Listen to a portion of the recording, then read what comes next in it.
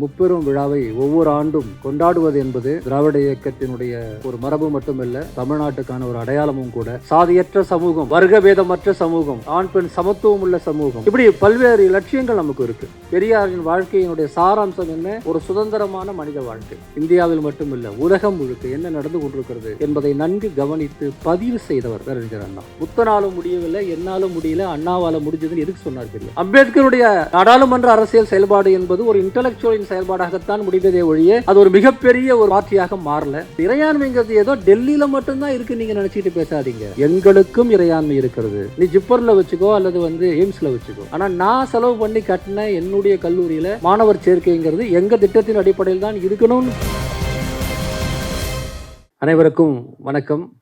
தந்தை பெரியாரினுடைய பிறந்த நாள், பேரறிஞர் அண்ணாவின் பிறந்த நாள், திராவிட முன்னேற்ற கழகத்தினுடைய பிறந்த நாள், இப்படி ஒரு முப்பெரும் விழாவை ஒவ்வொரு ஆண்டும் கொண்டாடுவது என்பது திராவிட இயக்கத்தினுடைய ஒரு மரபு மட்டுமல்ல, தமிழ்நாட்டுக்கான ஒரு அடையாளமும் கூட.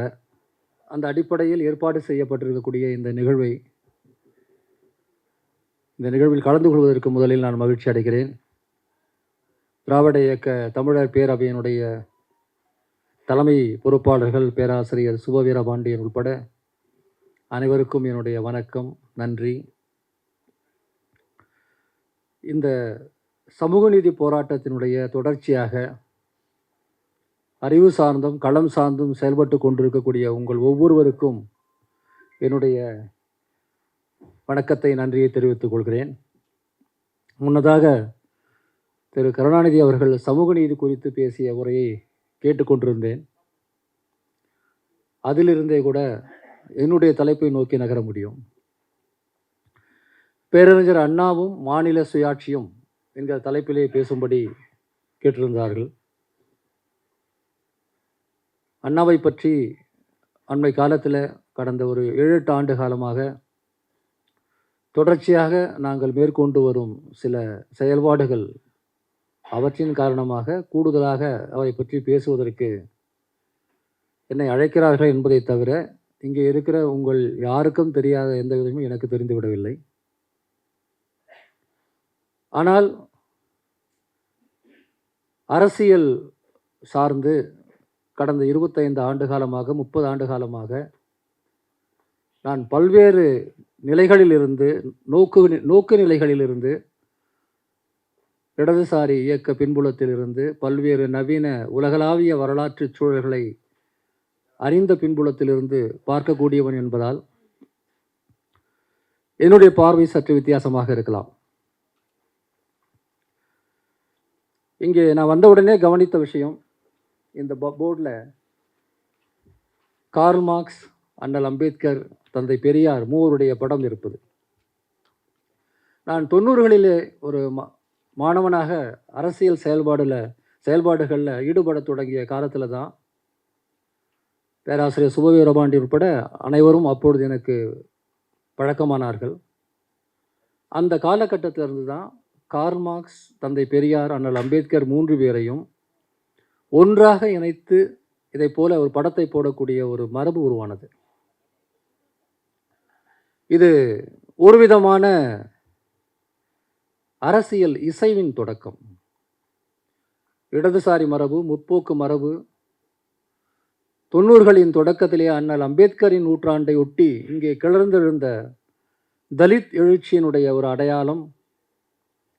மண்டல் கமிஷன் தொடர்பான அந்த ஒரு சூழல் 90களில் 89ல் பிபி சிங் அரசாங்கத்தை அவங்க மண்டல் கமிஷனை அமல்படுத்தணும், அந்த பரிந்துரைகளை அமல்படுத்தணும் என்பதற்காக எடுத்த முயற்சிக்கு பிறகு ஏற்பட்ட சூழல். இந்த சூழல்லாம் ஒன்று கூடி இருந்த ஒரு நேரம் அது. 89, 90, 91, 92 அந்த காலகட்டத்தில் தான் இந்த 3 பேருடைய படத்தை ஒன்றாக போடும் ஒரு புது பழக்கத்தை நான் பார்த்தேன்.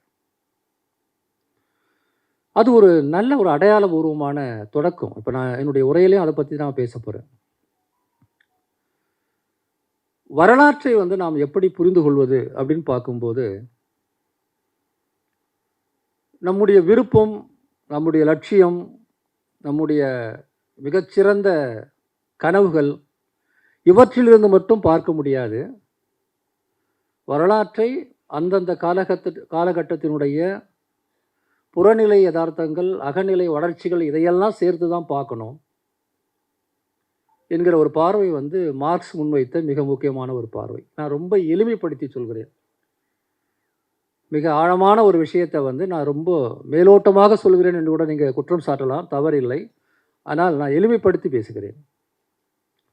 வரலாற்று பொருள் முதல்வாத நோக்கு அப்படிங்கிறது ஒரு காலகட்டத்தில், நான் இன்னைக்கு 2024 நாம் ஒரு செயல்பாடு செய்கிறோம் அப்படின்னா அதற்கு ஒரு நம்முடைய அகநிலையும் புறநிலையும் கருதி எப்படி செய்யறதுங்கிறது யோசிக்கணும். கனவுகள், கற்பனைகள், லட்சியங்கள், நோக்கங்கள்லாம் நிறைய இருக்கலாம். சாதியற்ற சமூகம், வர்க்கபேதமற்ற சமூகம், ஆணாதிக்கம் ஒழிந்த ஆண் பெண் சமத்துவம் உள்ள சமூகம், இப்படி பல்வேறு லட்சியங்கள் நமக்கு இருக்குது. ஆனால் ஒரு குறிப்பிட்ட நேரத்தில் அந்த லட்சியத்தை அடைவதற்கு நாம் என்ன செய்யணும் அப்படிங்கிறது ரொம்ப ரொம்ப யதார்த்தமானது. ஒரு மதம் ஒழிந்த, எல்லா மூட நம்பிக்கைகளும் இல்லாத ஒரு அறிவியல் அடிப்படையான ஒரு சமூகத்தை தந்தை பெரியார் கனவு காண்கிறார். முழுமையான மனித விடுதலையை அவர் கனவு காண்கிறார். லட்சியவாதம் அவருடைய பேச்சு முழுக்க, வாழ்நாள் முழுக்க பெரியாரின் வாழ்க்கையினுடைய சாராம்சம் என்ன? ஒரு சுதந்திரமான மனித வாழ்க்கை, சாதி மதம் கடந்த ஒரு வாழ்க்கை. ஆனால் அவருடைய வரலாறு முழுக்கவே யதார்த்தத்தின் அடிப்படையில் கட்டமைக்கப்பட்டது. வகுப்பு வாரிய பிரதிநிதித்துவம் சொன்னாலும் சரி, இடஒதுக்கீடுன்னு சொன்னாலும் சரி, சமூக நீதி கோட்பாடுகள் சாதி அடிப்படையிலான இடஒதுக்கீடு என்று சொல்லும்போது அது சாதி ஒழிப்புங்கிறதுக்கு எதிர்மாறாக இல்லாமல், அது ஒரு முரண்பாடாக இல்லாமல் அதற்கான வழியாக இருக்கு பாருங்க. அதுதான் அந்த அகநிலை புறநிலை அறிந்து செயல்படக்கூடிய ஒரு செயல்பாடு. உனக்கு தான் ஜாதியே வேணான்னு சொல்கிறீங்களே, நீ ஏன் ஜாதிக்கு ஜாதி அடிப்படையிலான இடஒதுக்கீடை கேட்குறீங்கன்னு முட்டாள்தனமாக சிலர் கேள்வி கேட்பாங்க. கடவுள் நம்பிக்கையே இல்லாத நீங்கள் ஏன் கோயிலில் எல்லாரும் நுழையணும்னு கேட்குறீங்க? கடவுள் நம்பிக்கையே இல்லாத நீங்கள் ஏன் அனைத்து சாதியினரும் அர்ச்சகர் ஆகணும்னு கேட்குறீங்க? கடவுள் நம்பிக்கையில் நீங்கள் ஏன் தமிழ் அர்ச்சனை செய்யணும்னு கேட்குறீங்கன்ற கேள்விகள் எல்லாம் எவ்வளவு அபத்தமானதுங்கிறத நாம் எப்படி புரிஞ்சுக்கிறோம்? நமக்கு லட்சியங்கள் எவ்வளவு இருந்தாலும் அதை நோக்கிய பாதைங்கிறது அந்த கொள்கை, நடைமுறை ரெண்டும் பின்னி பிணைந்த ஒரு பாதை, ப்ராக்டிஸுங்கிறது அதுதான். இதனுடைய தத்துவார்த்த விளக்கம்தான் மார்க்ஸ் முன்வைத்த பல கோட்பாடுகள். அதனுடைய அடிநாதங்கிறது இந்த வரலாற்று பொருள் முதல்வாத பார்வை, வரலாற்று லட்சியவாத பார்வை கிடையாது. என்ன பொருள் முதல்வாதம்னா இங்கே என்ன அர்த்தம்? நான் கிளாஸ் எடுக்கிறேன்னு தப்பாக நினச்சிக்காதீங்க, சில விஷயங்களை விளக்க வேண்டி இருக்கிறது. நம்முடைய காலகட்டத்தினுடைய இந்த நிஜமான யதார்த்தமான சூழல்களை அறிந்து செயல்படுவது என்பது தான் அது அடிப்படையில். அதை அறிந்து செயல்படாவிட்டால் நாம் தனிப்பட்ட முறையில் எவ்வளவுன்னா பேசிகிட்டு இருக்கலாம், அது நடைமுறைக்கு உதவாது. ஒரு காலகட்டத்தில் காங்கிரஸை எதிர்ப்பது என்பது இந்தியாவில் நாடாளுமன்ற அரசியலில் காங்கிரஸ் கட்சியினுடைய ஏகபோகத்தை எதிர்ப்பது என்பது மிக முக்கியமான தேவையாக இடதுசாரிகளுக்கும் மாநில கட்சிகளுக்கும் இருந்தது. திராவிட முன்னேற்ற கழகத்தின் வரலாறு என்பதே காங்கிரஸை எதிர்ப்பது தான், ஒரு மாற்றை கொண்டு வருவது தான். ஆனால் இன்னைக்கு இந்தியா கூட்டணிங்கிற பேரில் இவர்களெல்லாம் ஒன்று சேர்ந்து பிஜேபி எதிர்க்கிறாங்களே, அது ஏன் நடக்குது? காங்கிரஸ் எதிர்ப்பு அப்படிங்கிறதா அப்போ லட்சியவாதம்? ஏகபோகமான ஒரு எதேச்சாதிகாரமான ஒரு ஆட்சி முறை எதிர்ப்பதுன்னு வரும்போது அன்னைக்கு காங்கிரஸ் இருந்தால் அதை காங்கிரஸ் எதிர்க்கிறோம். இன்னைக்கு காங்கிரஸ் இல்லை, பாஜக இருக்குது, காங்கிரஸ் வேறு சில வார்த்தைகளையும் பேசுறதுன்னா கைக்கு ஒத்துக்கிறோம். இதை சந்தர்ப்பவாதம் நீங்கள் சொல்ல முடியாது. இதுதான் அகநிலை புறநிலை தெரிந்து செயல்படக்கூடிய செயல்பாடு. தந்தை பெரியாருடைய அந்த கோட்பாடுகளை குறிப்பாக நம்ம சமூக நீதிங்கிற ஒரு விஷயத்தை எடுத்துக்குவோம். ஆட்சி அதிகாரத்தில், கல்வியில், அதிகாரம் குவிந்திருக்கக்கூடிய எல்லா இடங்களிலும், ஊடகம் உட்பட, பண்பாடு சார்ந்த துறைகள் உட்பட எல்லா இடங்களிலுமே அனைத்து மக்களுக்கும் சமமான பிரதிநிதித்துவம் கிடைக்கணும். அந்த சமமான பிரதிநிதித்துவம் கிடைக்கும் போது தான் அவர்களுக்கு சமமான அனுபவம் கிடைக்கும், சமமான அதிகாரம் கிடைக்கும். அதன் மூலமாகத்தான் சாதி ஒழிந்த சமூகத்தை நோக்கி நகர முடியும் அப்படிங்கிற உட்கடையான கருத்து தான் சமூக நீதி. ஆனால் இந்த சமூக நீதி எப்படி நமக்கு கிடைக்கும்? சமூக நீதிங்கிறது ஒரு சமூக முன்னேற்றத்துக்கான ஒரு கோட்பாடு. அந்த கோட்பாடு வெறும் கோட்பாடாக இருந்தால் என்ன ஆகும்? புத்தர் காலத்திலேருந்து சமூக நீதி பேசுகிறோமே, சித்தர்கள் பேசுனாங்களே, அதற்கு முன்னாடி எவ்வளோ பேர் பேசுனாங்களே, உலகம் முழுக்க எல்லா மனிதர்களும் சமங்கிற கோட்பாடு இருந்தது. யாதும் ஊரே யாவரும் கேளீர்னு 2000 வருஷமாக நாம் மட்டுமா சொன்னோம்? உலகத்தில் வேறு யாருமே சொல்லலையா? உலகம் முழுக்குமே எகாலிட்டேரியன் சொசைட்டி பற்றி கனவு இருந்தது. அப்போ அது நடைமுறைக்கு வரணும்னு சொன்னால் எங்கிருந்து தொடங்குவது? எங்கிருந்து தொடங்க முடியும்? சமூக நீதி, நான் அந்த சமூக நீதிங்கிற ஒரு வார்த்தையில நான் எல்லாத்தையும் அடக்கி பேசுகிறேன். ஒரு கோட்பாடு இருக்கிறது, அற்புதமான கோட்பாடு. ஆனால் நடைமுறைக்கு வரணும்னா அது எங்கே செய்யணும்?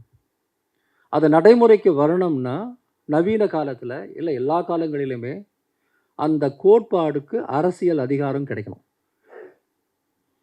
அரசியல் அதிகாரம் கிடைக்காத எந்த கோட்பாடும் சான்றோர்களின் அற்புதமான அலங்காரங்களாக புத்தகங்களில் இருக்கும்.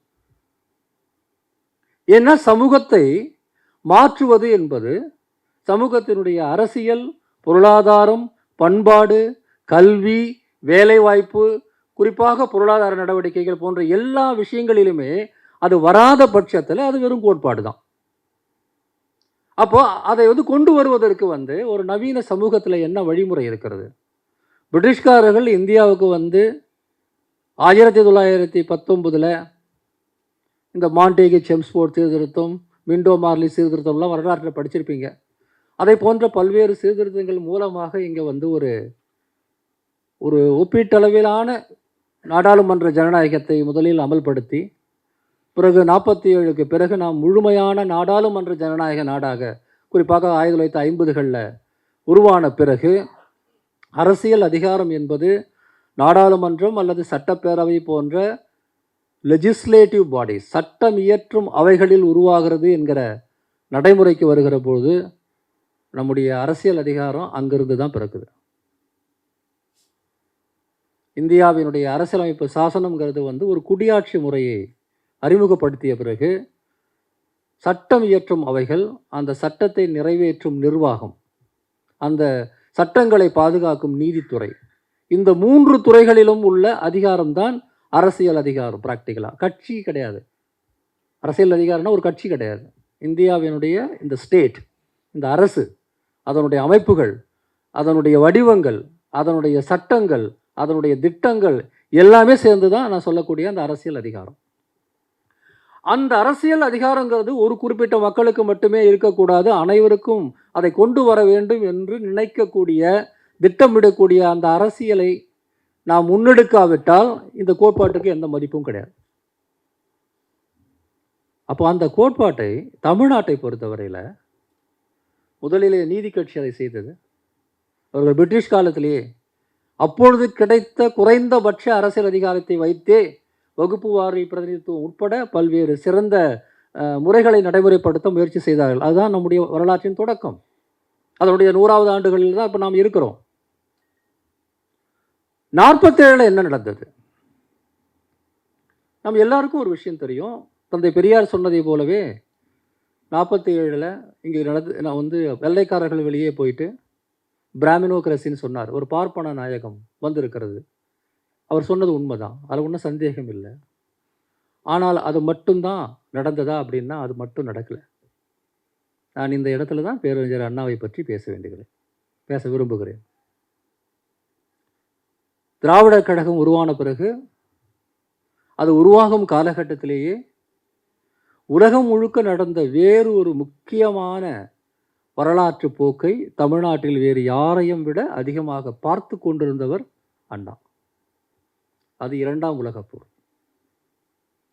2ஆம் உலகப்போர் முடிந்து பிரிட்டன், பிரான்ஸ் போன்ற நாடுகள் காலனி நாடுகளை விட்டு வெளியேறி அந்த காலனி நாடுகளிலெல்லாம் புதிய சுதந்திர அரசு உருவாகக்கூடிய ஒரு சூழலை நன்கு கவனித்த அண்ணா, இந்தியாவில் மட்டுமில்லை உலகம் முழுக்க என்ன நடந்து கொண்டிருக்கிறது என்பதை நன்கு கவனித்து பதிவு செய்தவர் பேரறிஞர் அண்ணா.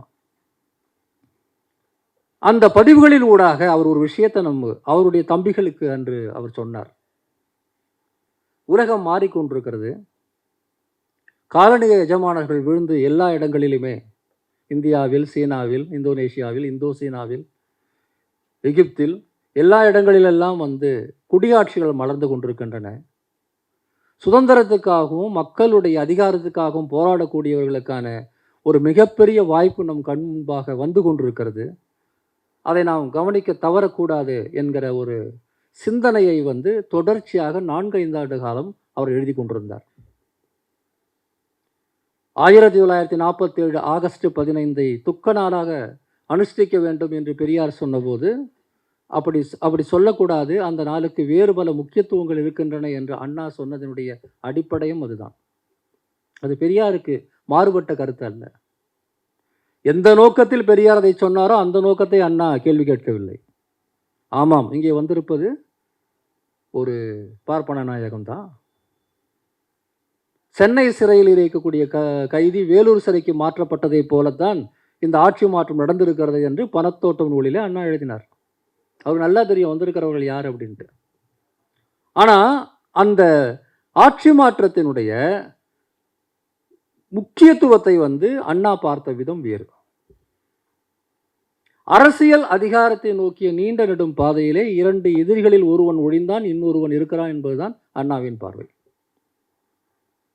பிற்காலத்தில் 47க்கு பிறகு 2 ஆண்டுகளில் 49 திராவிட முன்னேற்ற கழகம் தொடங்கியது அந்த புதிய புறநிலை யதார்த்தத்தினுடைய விளைவு.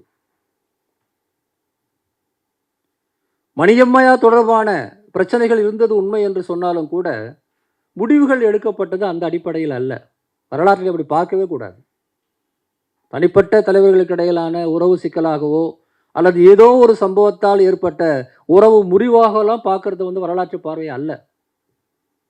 அப்படி போயிருந்தால் ஒருவேளை ஒரு சிலர் போயிருக்கலாம், எல்லோரெல்லாம் போக மாட்டாங்க. பெரியார் மீதான கோபம் அல்ல அது. அந்த சம்பவத்தை ஒருவேளை பயன்படுத்தி கொண்டிருக்கலாம். ஆனால் திமுக உருவானது என்பது இந்தியாவில் உருவான புதிய அரசியல் சமூக மாற்றத்தினுடைய வெளிப்பாடு. இதை மிக தெளிவாக மிக விரிவாக எந்த மறைவும் இல்லாமல் அண்ணா எழுதியிருக்கிறார். நாம தான் படிக்கிறது கிடையாது. அதை இன்னும் தனிப்பட்ட நபர்களின் பிரச்சனையாக பார்ப்பதில் நமக்கு இருக்கிற ஒரு சுவாரஸ்யம் அதுக்கு பின்னாடி இருக்கக்கூடிய இந்த வரலாற்று உண்மைகளை தெரிந்து கொள்வதில் நமக்கு இருக்கிறது கிடையாது. அந்த காலகட்டத்தினுடைய அடிப்படையான கொள்கை என்பதே அண்ணல் அம்பேத்கர், தந்தை பெரியார் 2 பேரும் சொன்ன அதே கொள்கை தான். ஆனால் அதை நடைமுறைப்படுத்துவதில் அண்ணா மேற்கொண்ட பாதை சற்று வித்தியாசமானது.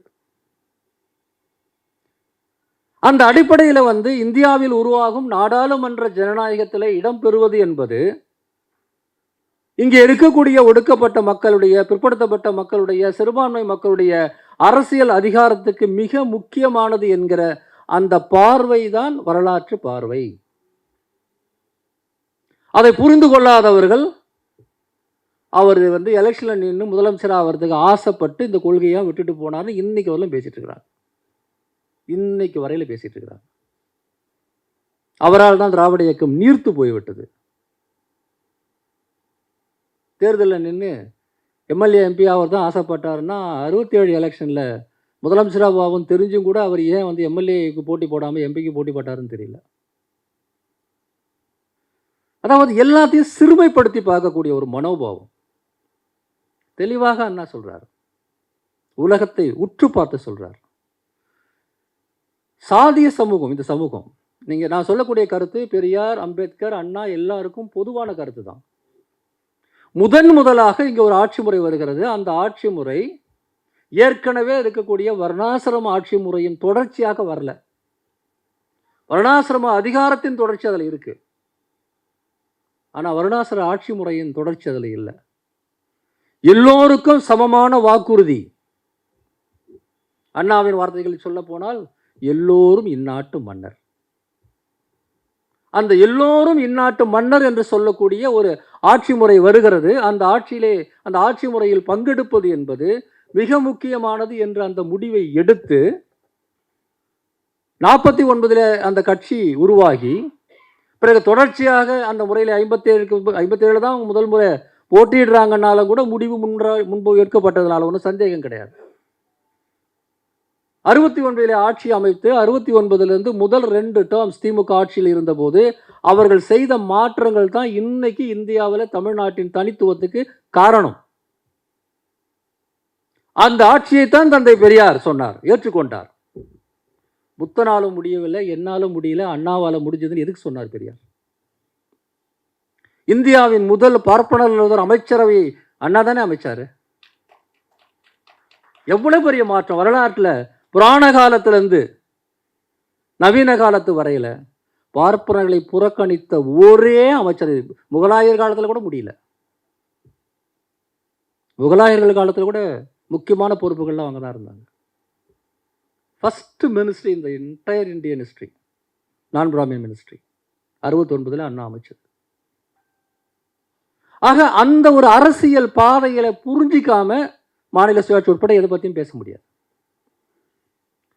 இன்னைக்கு ஒட்டுமொத்த இந்தியாவில் தமிழ்நாட்டின் தனித்தன்மை அப்படின்னு நாம் எதையெல்லாம் சொல்றோமோ, அந்த தனித்தன்மையின் தொடக்கம் நீதி கட்சியாக இருக்கலாம், அடித்தளம் திராவிட கழகமாக இருக்கலாம்.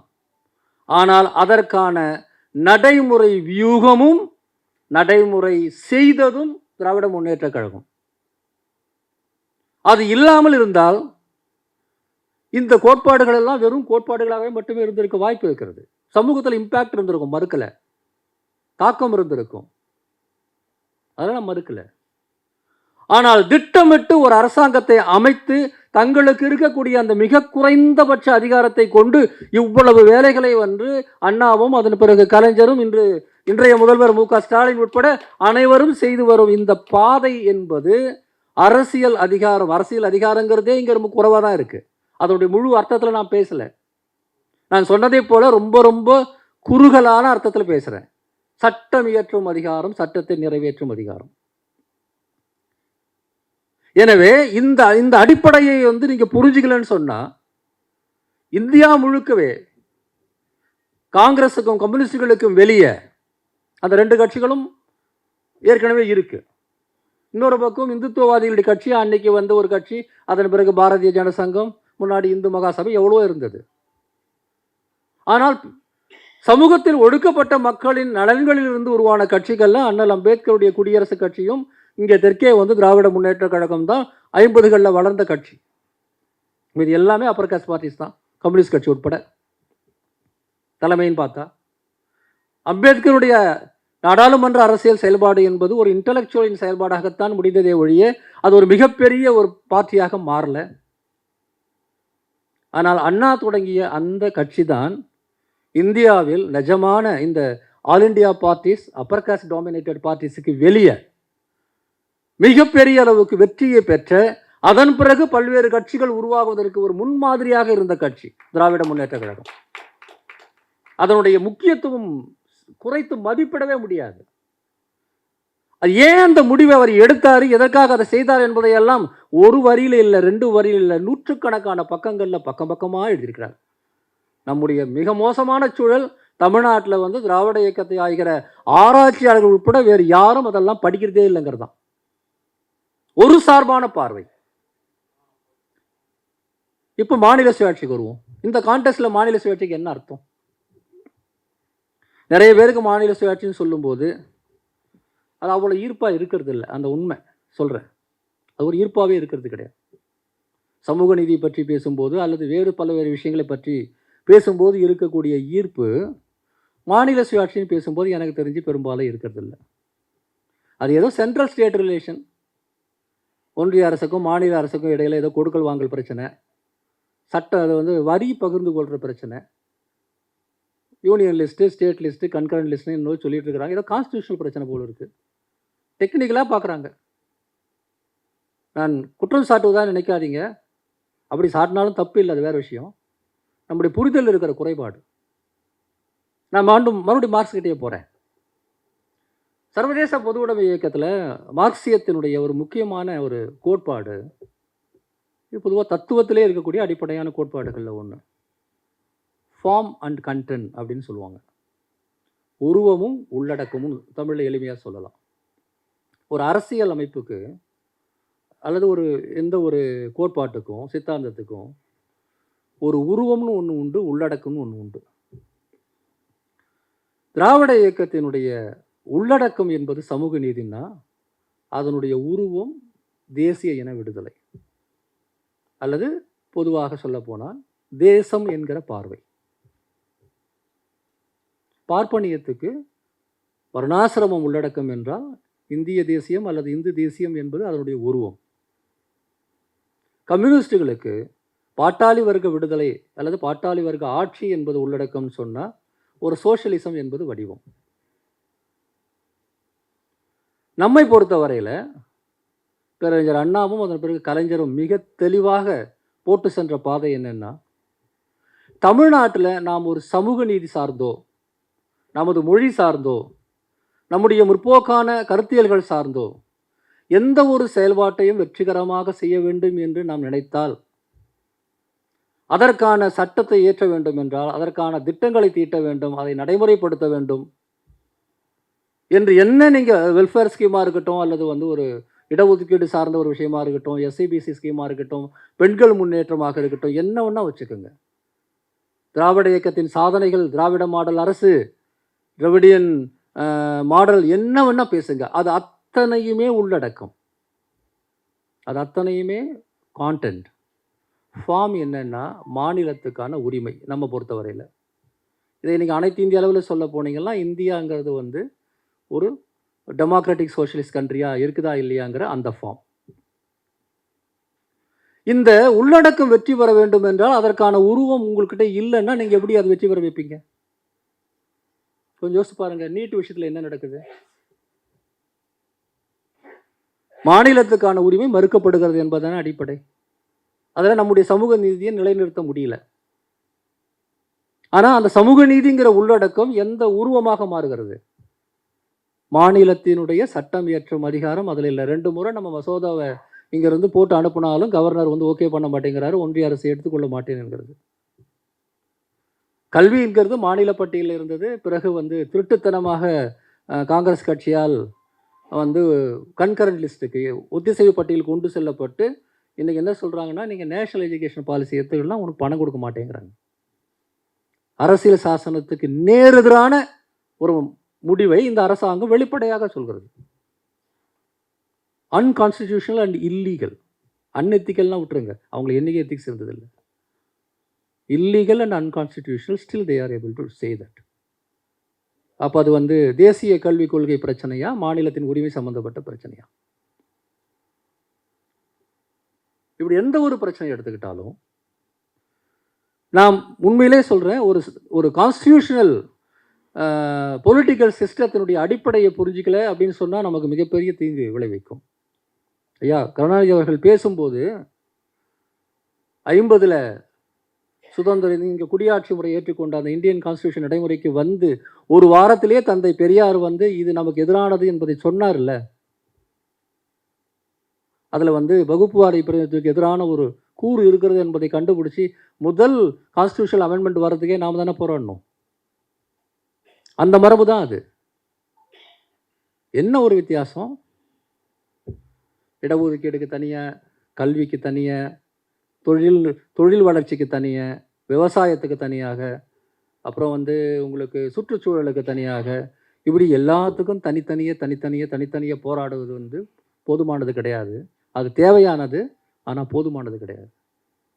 இது எல்லாற்றையும் உள்ளடக்கி இந்தியாவினுடைய ஆட்சி முறையில் அரசியல் அதிகாரம் எப்படி இருக்க வேண்டும், அங்கே ஒன்றிய அரசுக்கு எவ்வளோ இருக்கணும், மாநில அரசுக்கு எவ்வளோ இருக்கணுங்கிறத உணர்ந்து, ஒன்றிய அரசுங்கிறது உண்மையான கூட்டாட்சியாக இருக்க வேண்டும், மாநிலங்கள் தன்னாட்சி பெற்றிருக்க வேண்டும் என்று ஒரு கோட்பாடாக உருவாக்கியது தான் அண்ணாவினுடைய அரசியல்.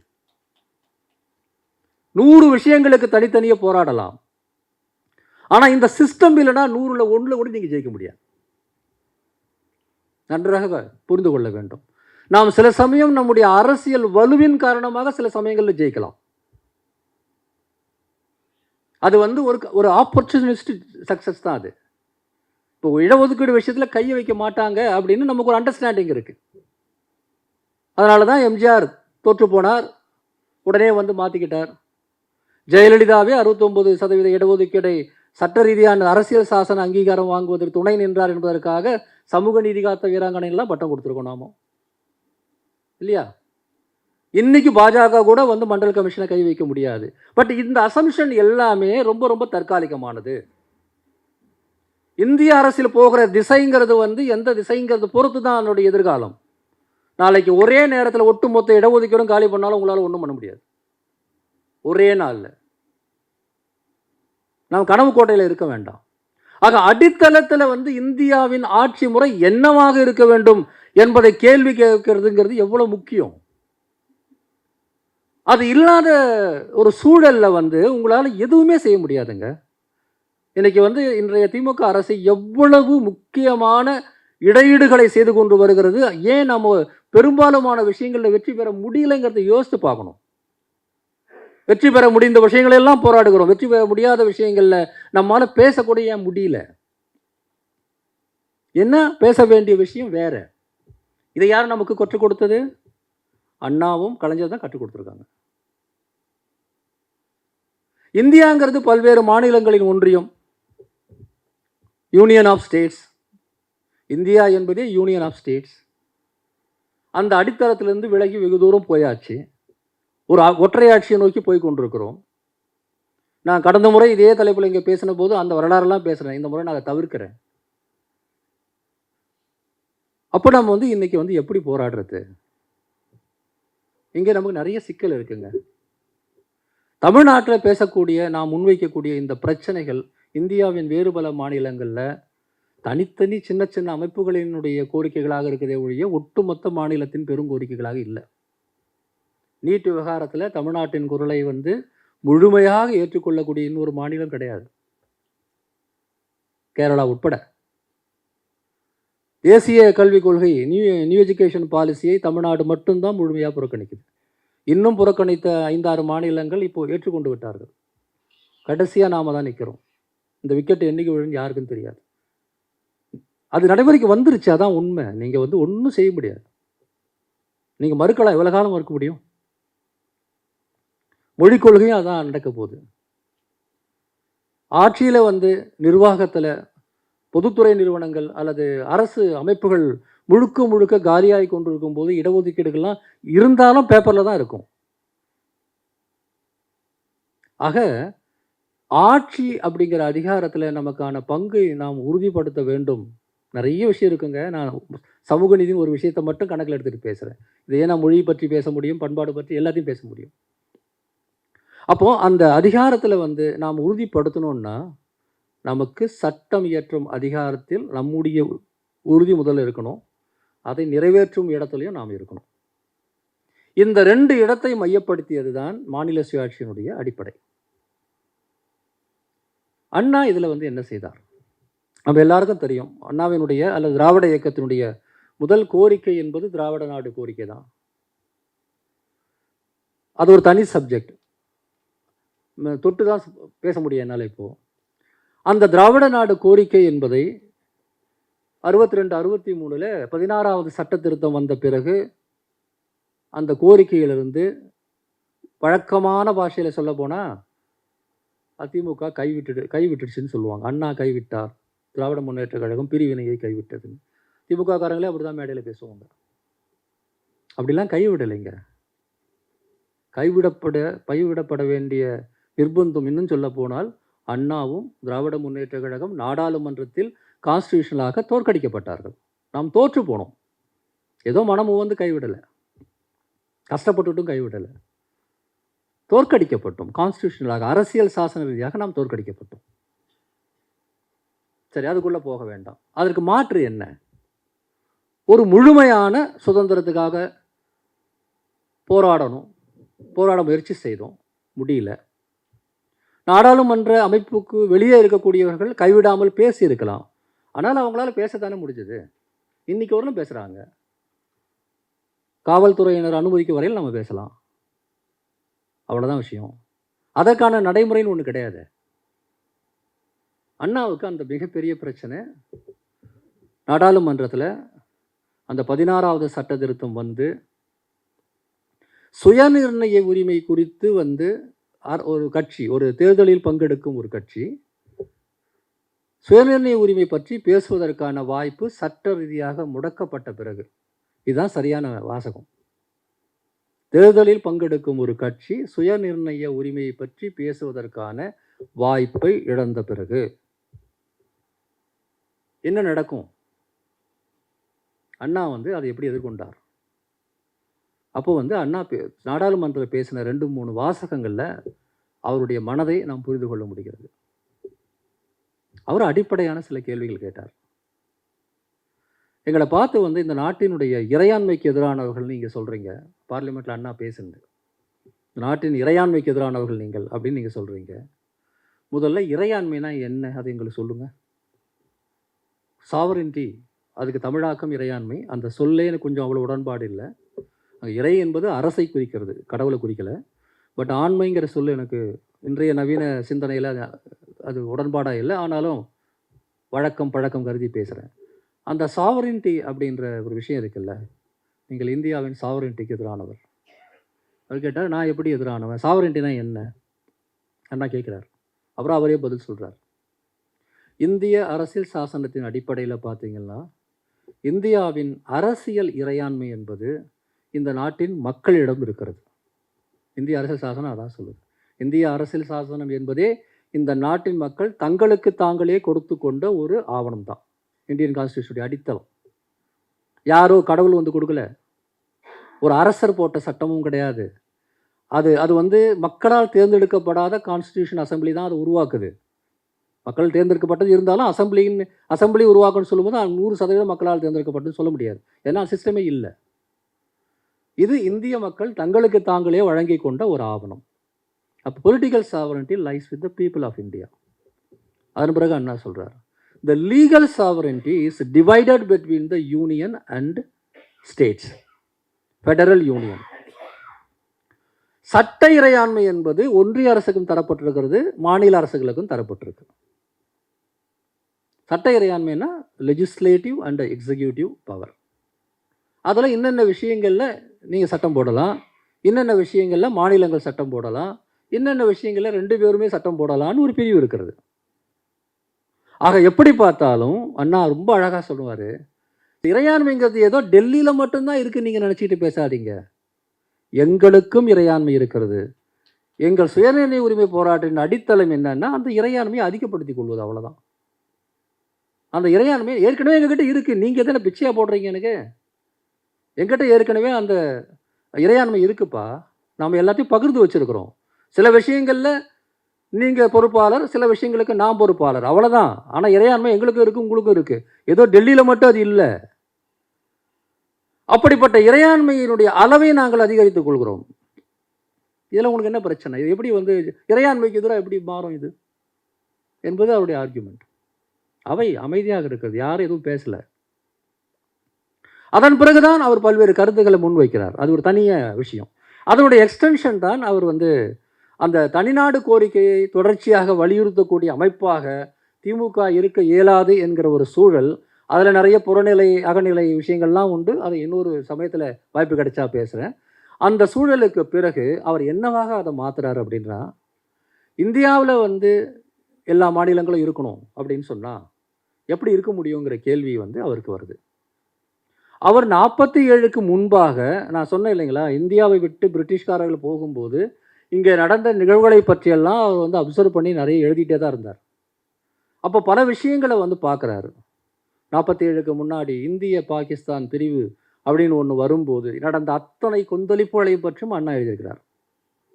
அப்போது கடைசி நிமிடம் வரையில் அந்த ஒரு பிரிவினை நிகழக்கூடாது என்பதற்காக பல பேர் எடுத்த முயற்சிகளும் அதில் நடந்த தவறுகளை பற்றியும், நேரு உட்பட பலர் செய்த தவறுகளை பற்றியும் அவர் குறிப்பிட்டிருக்கிறார். கேபினட் தூதுக்குழு என்கிற கடைசி முயற்சியில் இந்தியாவை ஒரு ஃபெடரல் யூனியனாக மாற்றலாம் என்று ஒரு முயற்சி எடுக்கப்பட்டதையும், காங்கிரஸ் கட்சியினுடைய பிடிவாதத்தால், குறிப்பாக நேருவின் பிடிவாதத்தால் அந்த முயற்சி தோற்கடிக்கப்பட்டதையும், அதுதான் இறுதியில் பாகிஸ்தான் உருவானது காரணமாக இருந்தது என்கிற அந்த வரலாறை அண்ணாவும் அதன் பிறகு முரசொலி மாறன், கூசா ஆனந்தன் உட்பட பல பேரும் பதிவு செய்திருக்கிறார்கள். பாகிஸ்தான் உருவாகினதே இவங்களுக்கு பிடிவாதம் தான் காரணம். அப்பொழுது ஃபெரோஸ் காந்தி, இந்திரா காந்தியின் கணவராக பிறகு ஆனவர், அவர் இந்தியா 5 அரசுகளாக பிரிக்கப்பட வேண்டும், அதனுடைய கூட்டமைப்பு இந்தியாங்கிறது அதனுடைய கூட்டமைப்பாக இருக்க வேண்டும் என்று பேசியதை அண்ணா பதிவு செய்தார். இந்தியாவில் இருக்கிற ஒரு மாநிலம் விருப்பமில்லை என்றால் பிரிந்து போய்விடலாம் என்று நேரு கபூர்தலாவில் பேசிய பேச்சை ஒரு இடத்துல பதிவு செய்கிறார். ஆனால் அண்ணாவுக்கும் அந்த சூழலை நன்கு புரிந்து கொண்ட ஒரு காரணத்தினால ஒரு ஃபெடரல் இந்தியா பாசிபிலிட்டிங்கிற விஷயத்தில் அவருக்கும் ஒரு உடன்பாடு இருந்தது. அவர் அவர் வந்து இந்த விடுதலைங்கிறத வந்து ஏதோ நாளைக்கே வந்துருங்கிற விஷயமா அவர் பார்க்கல. ஒரு நீண்ட நெடிய ஒரு வரலாற்று பாதையாக தான் பார்க்குறார். இந்தியாவில் வந்து ஒரு ஃபெடரல் அமைப்பு முறை உருவாகுவது என்பது மிக முக்கியமான ஒரு காலகட்டம் என்கிற பார்வையை அவர் மீண்டும் மீண்டும் பதிவு செய்கிறார். இந்தியாவில் ஒரு பாதுகாப்பு சங்கம் வேண்டும், எல்லா மாநிலங்களும் சுதந்திரமாக இருக்க வேண்டும், ஆனால் இந்த எல்லா மாநிலங்களும் சேர்ந்து ஒரு பாதுகாப்பு சங்கத்தை உருக்க வேண்டும் என்று அவர் பேசின அந்த பேச்சு தான் இப்போ நம்ம பார்க்குற ஐரோப்பிய யூனியன். அவர் இந்தியாவையே ஒரு சின்ன யூஎன் மாதிரி பார்த்தார். இந்த பார்வை அவருடைய எழுத்துக்களில் தெளிவாக பொதிந்திருக்கிறது. அவர் வந்து வேறு ஒரு மாநிலத்தின் மக்கள் மீது வெறுப்பு கொண்டோ அல்லது டெல்லியை கூட ஒரு ஒரு பெரிய எதிரி என்று சித்தரித்தோ கூட பெருசாக எங்கேயும் எழுதலை. உருவாகக்கூடிய ஜனநாயக நாடு என்பது எப்படிப்பட்டதாக இருக்க வேண்டும், அது ஒரு ஃபெடரல் யூனியனாக தான் இருக்க முடியும் என்கிற நியாயத்தின் அடிப்படையில் தான் அண்ணா தன்னுடைய கோட்பாடுகளை முன்வைக்கிறார். அவர் பாராளுமன்றத்திலே பேசுகிறார். நான் வந்து ஐ பிலாங்ஸ் டு டிராவிடியன் ஸ்டாக்னு சொன்ன அந்த பேச்சுகளில் அதன் பிறகு 2-3 பேச்சு முக்கியமானது. அதில் ஒரு பேச்சில் அவர் சொல்கிறார், நான் வந்து திராவிடர்களுக்கு தனிய ஒரு அடையாளம் இருக்கிறது, எங்களுக்கு வந்து ஒரு சுதந்திரம் வேண்டும் என்று கேட்பதுங்கிறது ஒரு மராத்தியருக்கோ ஒரு பெங்காலிக்கோ அல்லது வந்து ஒரு பீகாரிக்கோ எதிரானது கிடையாது. எங்களுக்கென்று ஒரு தனித்தன்மை இருக்கிறது, அதற்காக நாங்கள் கேட்கிறோம், அவ்வளவுதான். நான் உங்களுக்கு எதிரிலாம் கிடையாது. ஆக ஒரு மத்திய அரசு என்கின்ற ஒரு சிஸ்டமே அவருக்கு பிடிக்கல. அவர் திராவிட நாட்டையே வந்து ஒரு ஃபெடரல் யூனியனாக, அதுவும் சென்ட்ரல் கவர்மெண்ட்டே இல்லாத ஃபெடரல் யூனியனாகத்தான் பார்த்திருக்கிறார். வினோபா பாவேக்கு வந்து அவர் அளித்த பேட்டியில் சொல்கிறாரு, நீங்கள் 4 பேரும் தமிழ்நாடு, கேரளா, ஆந்திரா, கர்நாடகா 4 பேரும் வந்து சேர்ந்தீங்களா எப்படிப்பட்ட அரசு இருக்கும்னா சென்ட்ரல் கவர்மெண்ட்டே அங்கே இருக்காதுங்கிறாரு. இன்னைக்கு உலகத்தில் பல அரசியல் கோட்பாடுகள் பேசக்கூடிய பல்வேறு விஷயங்களை அவர் அன்னைக்கு சர்வசாதாரணமாக பேசிட்டு போயிருக்கிறார். அவங்க ஆண்டுக்குவாங்க, நாங்கள் எல்லாரும் சேர்ந்து வந்து ஒரு பொதுவான அவர் பொறுத்த வரையில் வந்து சென்ட்ரல் கவர்மெண்ட் ஒன்று கிடையாது, ஒரு ஃபெடரல் கான்ஃபெடரல், அதில் வந்து கூட்டு அதிகாரங்கள் மட்டும்தான் இருக்கும், மற்றபடி எல்லாருக்கும் சுதந்திரமாக இருக்கணும். எந்த அரசியல் கோட்பாட்டின்படி தப்பான கோட்பாடு? இந்த உலகத்தின் எந்த ஜனநாயக அரசியல் கோட்பாடுபடி அவர் சொன்னது தப்பு? எதுவுமே கிடையாது. இதைத்தான் அவர் நாடாளுமன்றத்தில் வாதாடினார். அப்போது அந்த தனிநாடு என்கிற சுயநிர்ணய உரிமை என்கிற ஒரு கோட்பாட்டை பிரச்சாரம் செய்வதற்கு தடை ஏற்பட்டதை வந்து அவர்கள் உணர்ந்த அதே நேரத்தில் அதை இன்னொரு வடிவமாக கூட்டாட்சி தன்னாட்சி என்கிற வடிவமாக அவர் மாற்றுகிறார். ஆனால் 62-63 இந்த மாற்றம் நடக்கிறது. அதற்கடுத்து இந்திய எதிர்ப்பு போராட்டம், அதன் பிறகு தேர்தல் என்று அடுத்த 4-5 ஆண்டு காலம் வேகமாக பரபரப்பான காட்சிகளைப் போல ஓடி 67 ஆட்சியை பிடித்த பிறகு அண்ணா முதல்வரான முதல் நாளிலிருந்தே அவருடைய சிந்தனை மறுபடியும் எங்கே போய் நிற்குதுன்னா, இந்த ஆட்சி, இந்த மாநிலத்தின் முதல்வராக ஆட்சி பொறுப்பேற்றிருக்கிறோமே, இந்த நிர்வாகத்தினுடைய அதிகாரம் பற்றிய பிரச்சனையாக மாறிவிடுகிறது. ஒன்றுமே இல்லை, அதிகாரம் இல்லாத இந்த இடத்துக்கு நான் வந்து உட்காந்து என்ன பண்ண போகிறோன்ற கேள்வி அவருக்கு எழுகிறது. அவர் பல விஷயங்களை கொண்டு வந்தார். நமக்கெல்லாம் தெரியும், எல்லா மேடைகளிலும் பேசுகிறோம். தமிழ்நாட்டுக்கு தமிழ்நாடு என்று பெயர் சூட்டியது. தமிழ்நாட்டினுடைய மிக முக்கியமான பெண்ணுரிமை செயல்பாடான, அதை அழுத்தம் திருத்தமாக சொல்ல விரும்புகிறேன், தமிழ்நாட்டின் மிக முக்கியமான பெண்ணுரிமை செயல்பாடான சுயமரியாதை திருமண சட்டத்தை நிறைவேற்றியது. அதே போல இருமொழி திட்டம், அதே போல நிறைய விஷயங்கள். 2ஆம் உலக தமிழ் மாநாட்டுக்கு பிறகு அவர் உருவாக்கிய பல விஷயங்களை பற்றி 2 நாளைக்கு முன்னாடி தான் உலக தமிழாட்சி நிறுவனத்தில் நான் பேசும்போது பலர் சுட்டி காட்டினாங்க. உலக தமிழாட்சி நிறுவனமே அண்ணா உருவாக்கினது தான். அவர் தான் அவருடைய நிறுவனர். அந்த நிறுவனர் விழாவில் நான் கலந்துக்கிட்டு வந்தேன் 2 நாளைக்கு முன்னாடி.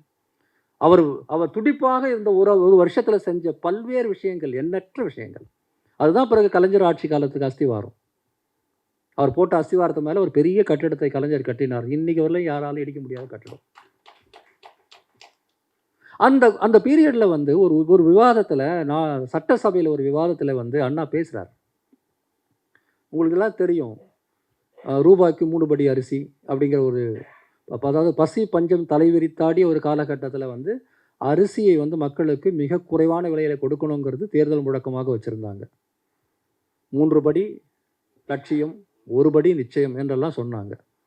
ஆட்சிக்கு வந்த பிறகு அதை நடைமுறைப்படுத்த முயற்சி எடுக்கும்போது ஒன்றிய அரசு குறுக்க நிற்குது. அன்னைக்கிலேருந்து இன்றைக்கி வரலாம் ஒரே கதை தான். வெல்ஃபேர் ஸ்கீம்னா நீ பண்ணாத.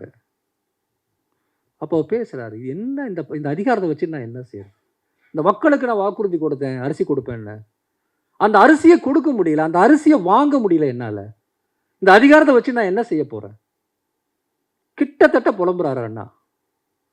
நீங்கள் படித்து பாருங்க. அது ஒரு கட்டத்தில் சொன்னார், இன்று முதல் நான் இது தமிழ்நாடு தனிநாடுன்னு சொல்லிட்டு போகலாம், உடனே இந்த இடத்துலேருந்து கூட அவங்கள என்னை அகற்றலாம், நான் அதை பற்றி கூட கவலைப்பட மாட்டேன், ஆனால் இந்த அதிகாரத்தை வச்சு நான் என்ன செய்ய முடியும்?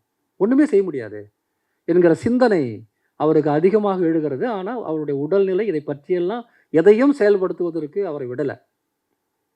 அந்த குறிப்பிட்ட சமயத்திலையும் அப்போது மாப்போசி அவர்கள் நடத்தின ஒரு மாநில சுயாட்சி மாநாட்டில் அண்ணா கலந்துக்கிட்டு பேசும்போது இதை பற்றி ரொம்ப சீரியஸாக நம்ம பேசணும், நிலைமை ரொம்ப மோசமாக இருக்குது அப்படிங்கிறத வலியுறுத்தி பேசுகிறார். பிறகு கடைசியாக காஞ்சி என்கிற இதழ், அண்ணா நடத்தின இதழில் அவர் இறப்பதற்கு ஒரு மாதத்துக்கு முன்னாடி, அது அவர் பிப்ரவரி 3 இறக்குறாரு, இது ஜனவரியில் அந்த அந்த பொங்கல் இதழில் மாநில சுயாட்சி பற்றி பேசுவதற்கான ஒரு சூழல் அரும்பி வருவது மட்டும் இல்லாமல் அதற்கான ஆதரவும் பெருகி வருகிறது நான் பார்க்குறேன். எனவே நாம் அது தொடர்பாக அடுத்து பூர்வாங்கமான சில நடவடிக்கைகளை எடுக்கணுங்கிறத பதிவு செய்கிறார். அண்ணா மறைந்த பிறகு மாப்போசி அதை சுட்டிக்காட்டி இதுதான் அண்ணாவின் அரசியல் உயில் என்று அவர் சொல்கிறார். அப்போ அவங்கெல்லாம் ஒன்றா இருந்தாங்க. எவ்வளோ விமர்சனங்கள் மாப்போசி மேலே இருந்தாலும் அவர் இன்றைக்கி இருக்கிற தமிழ் தேசியவாதிகள் மாதிரி இல்லை, அவர் கொஞ்சம் வித்தியாசமாக தான் இருந்திருக்கிறார். அதை சொன்ன அண்ணாவின் அரசியல் உயில் இது, திமுகவினுடைய எதிர்காலம் இதான், இதை நடைமுறைப்படுத்துவது தான் என்கிற கருத்து வருகிறது. கலைஞரும் அப்போது மினிஸ்டராக இருந்த கலைஞருமே கூட அந்த கருத்துக்களை எடுத்துக்கொண்டு அடுத்த கட்ட செயல்பாட்டை யோசிக்கிறார்.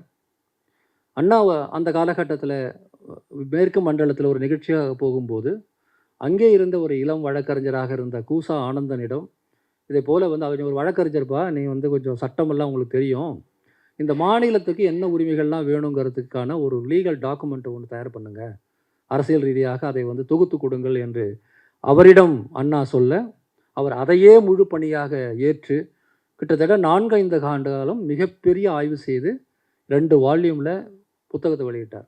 மலர்க மாநில சுயாட்சிங்கிற புத்தகம். ஒரு 5-6 ஆண்டுகளுக்கு முன்பு அது மீண்டும் மறுபதிப்பு வருவதற்கு நாங்கள் எல்லாம் உதவி செய்தோம். அந்த புத்தகத்தில் முழு வரலாறும் இருக்குது. நீங்கள் ஒவ்வொரு திராவிட முன்னேற்ற கழக தோழர்களும் அல்லது திராவிட கழக தோழர்களும் திராவிட இயக்க சார்பாளர்களும் ஒட்டுமொத்த தமிழர்களும் படிக்க வேண்டிய சில நூல்களில் மலர்க மாநில சுயாட்சியும் ஒன்று. அது எப்போ வருதுன்னு சொன்னால் 1974 அண்ணாவினுடைய கூசா ஆனந்தனுடைய நூல். அண்ணாவினுடைய இந்த கோட்பாடுகள் அண்ணாவின் மறைவுக்கு பிறகு உடனடியாக கலைஞர் நடைமுறைக்கு கொண்டு வருவதற்கான ஃபஸ்ட்டு ஒரு ஸ்டெப் எடுக்கிறாரு. ரொம்ப முக்கியமானது அதுதான் ராஜமன்னார் கமிட்டி. ராஜமன்னார் கமிட்டி மாநில சுயாட்சிங்கிற கோட்பாட்டை ஒரு சட்ட ரீதியாக கொண்டு வரதுக்கு முயற்சி செய்த போது ஏதோ திமுக தலைவர்கள் கேட்டதை பார்த்துலாம் எழுதி கொடுத்துள்ள. ஒரு ஒன்றிய அரசு ஒரு கமிட்டி போட்டால் என்ன வேலை செய்யுமோ அத்தனை வேலைகளையும் அந்த கமிட்டியும் செய்தது. இந்தியாவில் இருக்கக்கூடிய எல்லா மாநிலங்களையும் தொடர்பு கொண்டார்கள், எல்லா ஆட்சியாளர்களையும் தொடர்பு கொண்டார்கள், எல்லா நீதிபதிகளையும் பொருளாதார நிபுணர்களையும் கான்ஸ்டியூஷனல் எக்ஸ்பர்ட்ஸையும் தொடர்பு கொண்டு தான் ஒரு அறிக்கையை உருவாக்குனாங்க. அந்த அறிக்கை சரியா தப்பாங்கிறதை விவாதிப்பதற்காக மாறன் செழியன் குழு என்ற ஒன்றை திராவிட முன்னேற்ற கழகம் போட்டது.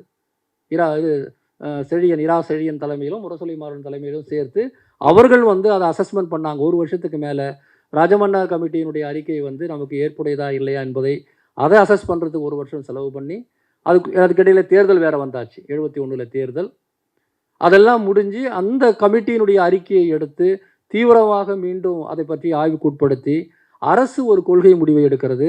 அந்த கொள்கை முடிவின் அடிப்படையிலான தீர்மானம் தான் 1974 தமிழ்நாடு சட்டசபையில் கலைஞர் கொண்டு வந்த மாநில சுயாட்சி தீர்மானம். இவ்வளவும் 6-7 ஆண்டு காலமாக நடக்கிறது. 67 அண்ணா ஆட்சிக்கு வந்த நாளிலிருந்து 74 அதற்கு அந்த தீர்மானத்தை நிறைவேற்றி ஒன்றிய அரசுக்கு அனுப்பி வைக்கிறாங்க. அதே சூழலில் தான் இங்கே எமர்ஜென்சி வருது. அதுக்கு அடுத்ததாக திமுக ஆட்சியும் கலைக்கப்படுகிறது. என்ன சூழல் நீங்கள் பாருங்கள். அன்னைக்குலேருந்து இன்னைக்கு வரையில் அந்த தீர்மானத்துக்கு பதில் கிடையாது. இந்திரா காந்தி அந்த தீர்மானத்து வரத்துக்கு முன்னாடியே ஒரு இடத்துல பேசுகிறாங்க. அது அந்த தீர்மானம் தொடர்பாக அந்த 74 தீர்மானம் வந்த உடனே 1 வார காலம் தமிழ்நாடு சட்டசபையில் ஒரு பெரிய விவாதம் நடக்கிறது. அதை நாங்கள் தொகுத்து 1974 மாநில சுயாட்சி ஒரு புத்தகமாக வெளியிட்டிருக்கிறோம். அந்த விவாதங்களில் ஒரு இடத்துல வருது. இந்திரா காந்தி கிட்ட வந்து தமிழ்நாடு அரசாங்கத்தினுடைய இந்த தீர்மானத்தை பற்றி கேட்டபோது இந்திரா அம்மையார் சொல்லியிருக்கிறார். என்ன சொல்லியிருக்காரு தெரியுங்களா? இப்படியெல்லாம் தமிழ்நாடு போன்ற மாநிலங்கள் பேசினா உத்தரப்பிரதேசம் போன்ற பின்தங்கிய மாநிலங்களுக்கு யார் உதவி செய்வார்கள்? அவங்க எங்கே போவாங்க? அப்படி. இது நடந்தது 74. இன்றைக்கும் மோடி அதே தான் சொல்கிறார். உத்தரப்பிரதேசம் போன்ற மாநிலங்கள் என்ன ஆகும்? 60 வருஷமாக என்ன நடந்தது? எந்த மாற்றமும் இல்லை. அந்த தீர்மானத்தின் போது கலைஞர் பேசின 2 விஷயங்களை நான் சொல்லி இன்றைய விஷயத்தை தொடர்பு கொடுத்துட்டு என்னுடைய உரையை முடிக்கலாம்னு நினைக்கிறேன். நேரம் ஆயிட்டு இருக்கு இல்லையா? 12:40. அந்த விவாதத்தில் அந்த தீர்மானம் வேறு ஒன்றுமே சொல்லலைங்க. தீர்மானம் ரொம்ப ரொம்ப சிம்பிளான ஒரு தீர்மானம் தான். இந்தியாவில் இருக்கக்கூடிய அனைத்து தேசிய இனங்களை பிரதிநிதித்துவப்படுத்தக்கூடிய இந்த மாநிலங்கள் இருக்குல்ல, இந்த மாநிலங்களுடைய ஒரு உரிமையை வலியுறுத்துவதற்காக இந்திய அரசியல் சாசனத்தை திருத்தணும். அவ்வளோதான் தீர்மானத்தோட நோக்கம். என்ன செய்யணும் ஏது செய்யணுங்கிறது ராஜமன்னார் கமிட்டி அறிக்கையில் பரிந்துரைகள் இருக்குது. அல்லது ஒன்றிய அரசை கூட ஒரு கமிட்டி போட்டு என்ன செய்யலாம் அப்படின்னு பேசலாம். ஆனால் இப்போ இருக்கக்கூடிய இந்த சட்ட நிபுணர்களால் குவாசி ஃபெடரல் என்று சொல்லக்கூடிய, அதாவது அரைகுறை கூட்டாட்சி என்று சொல்லக்கூடிய இந்த முறையை மாற்றி ஒரு முழுமையான கூட்டாட்சி அரசமைப்பு ஃபெடரல் கான்ஸ்டியூஷன் கொண்டு வர்றதுக்கான ஏற்பாடை செய்யணுங்கிறது தான் தீர்மானம். வேறு ஒன்று தீர்மானங்கிறது 4 வரி தான். ஆனால் அதுக்கான விவாதம் வந்து இன்றைக்கி வரல நடந்துட்டு இருக்குது. ஒன்றிய அரசு அதற்கு பிறகு 3 கமிட்டிகளை போட்டது இதையே பேசுறதுக்கு. அப்போது அந்த நடந்த விவாதத்தில் வந்து கலைஞர் ஒரு கருத்து சொல்கிறாரு. என்னுடைய வாழ்நாளில் நான் செய்திருக்கக்கூடிய மிகப்பெரிய ஒரு செயல்பாடுன்னா அது இந்த தீர்மானத்தை கொண்டு வந்தது தான் அப்படின்றது அவருடைய கருத்து. அவர் எவ்வளவோ திட்டங்களை கொண்டு வந்திருக்கிறாரு, எவ்வளவோ சட்டங்களை போட்டிருக்கிறாரு. அவருடைய சாதனைகள்லாம் பெரிய பட்டியல் தான். ஆனால் அவரே சொல்கிறாரு, என்னுடைய வாழ்நாளின் ஆகப்பெரிய ஒரு கான்ட்ரிபியூஷன் அப்படின்னு சொன்னால் அது இந்த தீர்மானம் தான் அப்படின்னு சொல்கிறாருன்னா அதனுடைய ஆழத்தை நம்ம புரிஞ்சுக்கணும். அவர் எவ்வளோ செஞ்சுருப்பார், ஆனால் அதுலேயே the best, the most important அப்படின்னு இதை ஏன் சொல்கிறார்? அவர் ஆழத்தை புரிஞ்சுக்கணும். நான் சொன்ன அந்த அடிப்படையான ஆர்கியூமெண்ட் தான். ஒரு மாநிலத்துக்கான அந்த உரிமை இல்லைன்னு சொன்னால் அந்த மாநிலத்தில் சமூக நீதிக்காக, பெண் உரிமைக்காக, மொழி வளர்ச்சிக்காக, தொழில் வளர்ச்சிக்காக, விவசாயிகள் முன்னேற்றத்துக்காக, அல்லது கல்வி வளர்ச்சிக்காக, உயர்கல்விக்காக எந்த சட்டத்தையும் திட்டத்தையும் கொண்டு வர முடியாமல் போனால் என்ன ஆகுறது? ஏன் இதெல்லாம் ஒன்றிய அரசே பண்ணிடலாமே, மாநிலங்கள் ஏன் தனித்தனியே பண்ணலான்னா அப்போ தான் சொல்கிறாங்க பண்ண முடியாது. இந்தியாங்கிறது வந்து அப்படி இல்லை. இந்தியாவின் ஒவ்வொரு பகுதியும் ஒவ்வொரு விதமான வரலாற்றை பின்புலம் கொண்டது. ஒரே மாதிரி இந்தியாவுக்கு திட்டமிட முடியாது. எதுக்கு வந்து ஸ்டேட்ஸ்ன்னு பிரிச்சிங்க? அப்போது ஏன் ஸ்டேட் என்று பிரிக்கப்பட்டது? இது வெறும் அட்மினிஸ்ட்ரேட்டிவ் யூனிட் கிடையாது, இது பொலிட்டிக்கல் யூனிட். ஒவ்வொன்றுத்துக்கும் ஒரு வரலாறு இருக்குது. இன்றைய வரலாறும் அதைத்தான் தீர்மானிக்கிறது. ஆக அந்த சட்டம் இயற்றும் அதிகாரமும் சட்டத்தை நிறைவேற்றும் அதிகாரமும் இல்லைன்னு சொன்னால் எந்த வளர்ச்சியும் கிடையாது. எனவே அதை உறுதிப்படுத்துவது தான் முதல் வேலை. கல்வி முழுமையாக மாநில அரசிடம் இருந்தால் நாம் வீட்டுக்காக இன்னைக்கு இவ்வளோ போராட வேண்டிய அவசியம் இல்லை. தமிழ்நாட்டினுடைய நேரடி உருவாக்கங்களான தமிழ்நாட்டு மருத்துவக் கல்லூரிகளில் எப்படி மாணவர்களை சேர்ப்பது என்பதற்கான அதிகாரம் தமிழ்நாட்டில் இல்லைங்கிறது தான் அந்த பிரச்சனையோட அடிப்படை. நிறைய பேர் நினைக்கிற போது அது வந்து வெறும் என்ட்ரன்ஸ் எக்ஸாம் பிரச்சனை கிடையாது. என்ட்ரன்ஸ் எக்ஸாம் இருக்கணுமா இல்லையாங்கிற முடிவு யார் எடுக்கிறது? ஒரு என்ட்ரன்ஸ் எக்ஸாம் முறை மோசமான விளைவுகளை உருவாக்குறது என்று சொல்லி அதை கலைஞர் நீக்குகிறார், டாக்டர் ஆனந்த கமிஷனுடைய பரிந்துரையின் அடிப்படையில். ஆனால் நாம் என்ட்ரன்ஸ் எக்ஸாமும் நடத்தியிருக்கிறோம், நுழைவுத் தேர்வு நடத்துகிறோம், அதனுடைய பலன் சரியாக இல்லை, வேண்டாம் என்று மாற்றுகிறோம். இந்த உரிமை நமக்கு இருக்கணுமா வேணுமா? இப்போ நீ என்ன செய்கிற, சிபிஎஸ்இ சிலபஸ் அடிப்படையில் ஆல் இண்டியா லெவலில் ஒரே எக்ஸாம்னு கொண்டு வரும்போது நான் சொல்கிறேன், உங்களுடைய இன்ஸ்டியூஷனில் நீங்கள் வச்சுக்கோங்கப்பா, நீ ஜிப்பரில் வச்சுக்கோ அல்லது வந்து எய்ம்ஸில் வச்சுக்கோ. ஆனால் நான் செலவு பண்ணி கட்டின என்னுடைய கல்லூரியில் மாணவர் சேர்க்கைங்கிறது எங்கள் திட்டத்தின் அடிப்படையில் தான் இருக்கணும்னு கேட்கறதுல எந்த விதமான சிக்கலும் கிடையாது. கான்ஸ்டியூஷனில் எந்த பிரச்சனையும் கிடையாது. நீதிமன்றத்தில் தமிழை பயன்படுத்தணுமா வேண்டாமா? இந்தியன் கான்ஸ்டியூஷன் வரி சொல்லி இருக்கிறது. மாநில அரசு கேட்டால் அதை வந்து குடியரசுத் தலைவர் ஒப்புதல் கொடுத்தா பயன்படுத்தலாம், அவ்வளோதான். ஆனாலும் இங்கே எத்தனை முறை தீர்மானம் போட்டாலும் அது நடக்க மாட்டேங்குது. ரயில்வேல தமிழ்நாட்டுக்கு என்ன வேணும்? வருஷத்துக்கு 11 ரூபா ஒதுக்குவேன். தமிழ்நாட்டுக்கு வந்து எப்படிப்பட்ட விமான நிலையம் வேணும்? அதானிக்கு கொடுக்கறதுனா வேணா உனக்கு கொடுக்குறேன் அந்த இடத்த. 50% மேலே கிராஸ் என்ரோல்மெண்ட் ரேஷியோ, அதாவது உயர்கல்வியிலே மாணவர்கள் சேரும் விகிதம் கொண்ட தமிழ்நாட்டின் பிரச்சனையும், போதுமான அளவுக்கு பல்கலைக்கழகங்களோ பொறியியல் கல்லூரிகளோ இல்லாத ஜார்க்கண்டினுடைய பிரச்சனையும் ஒன்றா? எப்படி 2 பேரும் சேர்ந்து ஒரே கல்விக் கொள்கையை அமல்படுத்த முடியும்? உலகத்தில் எங்கேயாவது நடக்குமா அது? அப்படி அமல்படுத்தினால் ஒருவேளை தமிழ்நாட்டுக்கு கூட லாபமாக இருக்கலாம், ஜார்க்கண்டுக்கு எப்படி லாபமாக இருக்கும்? நீங்கள் நீட்ட கட்டாயம் சொன்னீங்களா 5 வருஷத்துல தமிழ்நாட்டு மாணவர்கள் அதில் நம்பர் 1 இருப்பாங்க. எனக்கு அது பிடிக்கல, ஆனால் வேறு வழி இல்லைன்னு தெரிஞ்சுன்னா நான் கற்றுக்குவேன். தமிழ்நாட்டினுடைய பெர் கேபிட்டா இன்கம் ஒரு வேளை அதற்கு ஏற்பாக கூட இருக்கலாம். சரி போ, நான் கற்றுக்கிறேன். சரி, அப்போ வந்து ஜார்க்கண்ட்லேயும் சத்தீஸ்கர்லேயும் இருக்கிறவங்க என்ன செய்வாங்க? நீ திணிக்கிற ஒன்றை நான் ஏற்றுக்கிட்டா கூட என்னால் ஜெயிக்க முடியும், ஏன்னா அந்தளவுக்கு நான் வளர்ந்துருக்கேன்.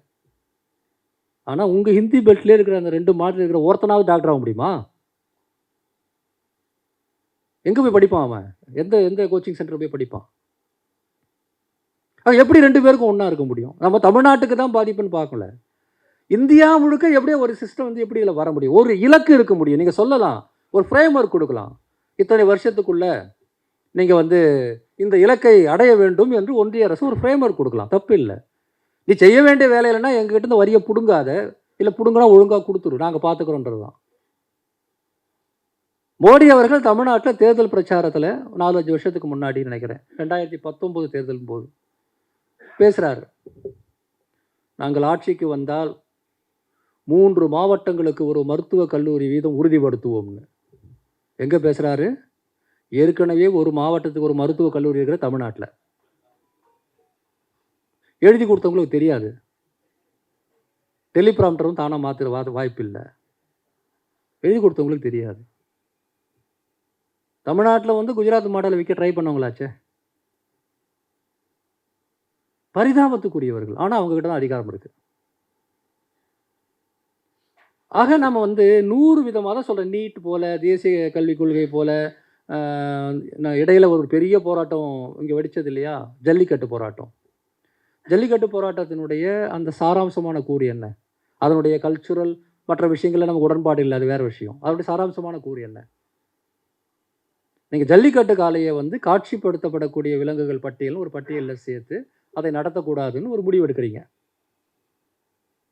ஒரு குறிப்பிட்ட பண்பாட்டை சேர்ந்தவர்கள் அந்த முடிவு வந்து உடன்பாடு இல்லைன்னு சொல்கிறாங்க. அப்போ அந்த பண்பாடு எந்த மாநிலத்துக்கு சொந்தமோ அந்த மாநிலத்தில் இருக்கக்கூடியவங்களுக்கு தான் அது என்னன்னு தெரியும். டெல்லியில் உக்காந்துக்கிட்டு இதை வந்து ஸ்பெயினில் நடக்கிற ஒரு காளையை கொள்கிற ஒரு நிகழ்ச்சியோடு சம்பந்தப்படுத்தி இது ரொம்ப கொடூரமானது அப்படின்னு சொல்லிட்டு வந்து ஒரு இவங்க காட்சிப்படுத்துகிறாங்க புதுசாக. இந்த விளையாட்டின் தன்மையே வேறு. விஷயம் என்னென்னா அதில் முடிவெடுக்க வேண்டிய அதிகாரி யாருக்குன்றது தான். இப்போ தமிழ்நாட்டில் இருக்கிற நாமெல்லாம் போராடி இந்த விளையாட்டு முறை வேணாம், இதுக்குள்ளே இந்த கூறுகள் இருக்கிறது, அது வந்து ஜனநாயகமற்றது, அது சாதியம் இருக்குது, அது தேவையற்றதுன்னு நாம் பேசுகிறது வேறு. இது என்ன ஏதுன்னே தெரியாமல் பீட்டான்கிற ஒரு அமைப்பு கொடுத்த ஒரு அறிக்கையின் அடிப்படையில் ஒரு அமைச்சரை கன்வின்ஸ் பண்ணி அவங்க வந்து ஒரு சட்ட திருத்தம் கொண்டு வராங்க அப்படின்னா எவ்வளோ பெரிய பிரச்சனை உருவாக்குது. இதே போல் ஒவ்வொரு மாநிலத்துக்கும் ஒரு பிரச்சனை. ஒரு 3 விவசாய மசோதாக்கள் வந்தபோது தமிழ்நாடு கொந்தளிக்கலை, பஞ்சாப் தான் கொந்தளிச்சது. ஏன்? ஏன்னா நாம் வந்து ஏற்கனவே போஸ்ட் அக்ரிகல்ச்சர் எக்கானமியாக இருக்கிறோம். பஞ்சாப் வந்து ஹரியானா, பஞ்சாப் எல்லாம் ஸ்ட்ராங்லி அக்ரிகல்ச்சரல் கம்யூனிட்டிஸ். அப்போ தமிழ்நாட்டிலேருந்து எப்படி போராட்டம் வரும்? கேரளாவிலேருந்து வருமா? ஒரு வேளை கல்ஃப் கண்ட்ரிக்கு வேலை செய்ய போகிறதுக்கு தடை செய்கிற மசோதா வந்தால் கேரளாவில் வரும். சொல்கிறேன் நான், அப்படி தானே? ஒரு மாநிலத்துக்கும் தன்மை இருக்குது இல்லை. சிஐஏ பிரச்சனை வந்தபோது பெங்காலி அசாமில் ஏன் போராட்டம் வெடிக்குது, இன்னொரு இடத்துல வெடிக்கல? ஒவ்வொரு மாநிலத்தின் தனித்தன்மையும் அதங்களுடைய வரலாற்று பின்புலமும் புரிந்து கொள்ளாத ஒரு போக்கு இன்றைய ஆட்சியாளர்களுடைய போக்கு.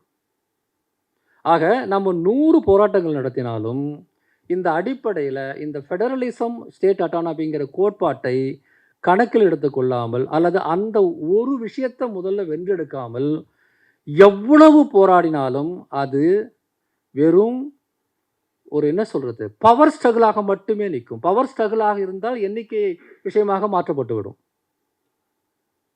இது வெறும் போராட்ட சக்திகள் சம்பந்தப்பட்ட விஷயமா இருக்குன்னு வச்சுங்க. ஒரே சிம்பிள், இந்தியா முழுக்க NEP ஏத்துக்குது, நீ ஏன்பா ஏத்துக்கல? அப்போ நீ சிறுபான்மை. சிறுபான்மைனா ஜனநாயகத்தில் பெரும்பான்மைக்கு நீங்க கட்டுப்பட்டாகணும். முடிஞ்சு போச்சு உங்க கதை. இந்தியா முழுக்க ஏற்றுக்கிட்டாலும் நான் ஏற்றுக்க மாட்டேன், எனக்கு இந்த காரணங்களால் நான் வந்து ஏற்றுக்க மாட்டேன், ஏன்னா நான் உன்னை விட ஏற்கனவே அட்வான்ஸாக இருக்கிறேன்னு சொன்னாலும் நீ வேணால் உங்களுடைய அட்வான்ஸை குறைச்சிக்கும். உங்கள் ஊரில் புது மெடிக்கல் காலேஜ் சீட்டு கொடுக்குறது நான் தடை போடுறேன். மற்றவங்கெல்லாம் உன் அளவுக்கு வராங்களோ இல்லையோ, நீ யார் அளவுக்கும் போகாது, நீ கீழே வா. தமிழ்நாட்டின் பொருளாதாரத்தை சீர்குலைப்பதன் மூலமாக தமிழ்நாட்டை பீகார் ஆக்கலாம்னு முயற்சி பண்ணுறாங்க. பீகாரை தமிழ்நாட்டை ஆக்கணும் முயற்சி பண்ணல. அப்போ நீங்கள் எதுக்கு வந்து போராட்டத்துக்கு முக்கியத்துவம் கொடுப்பீங்க? அப்போ சமூக நீதி உட்பட ஒவ்வொரு போராட்டத்துக்குடைய அடித்தளம் என்பது அரசியல் அதிகாரம், குறிப்பாக சட்டம் இயற்றும் அதிகாரம், சட்டத்தை நடைமுறைப்படுத்தும் அதிகாரம், அதற்கான பொருளாதாரம், அதற்கான சிஸ்டங்கள் இருக்கு. அதை வென்றெடுப்பதற்கான போராட்டத்துக்கு பெயர் தான் மாநில சுயாட்சி போராட்டம். அதனால தான் அண்ணாவும் கலைஞரும் வந்து அதை முன்னிலைப்படுத்தினார்கள்.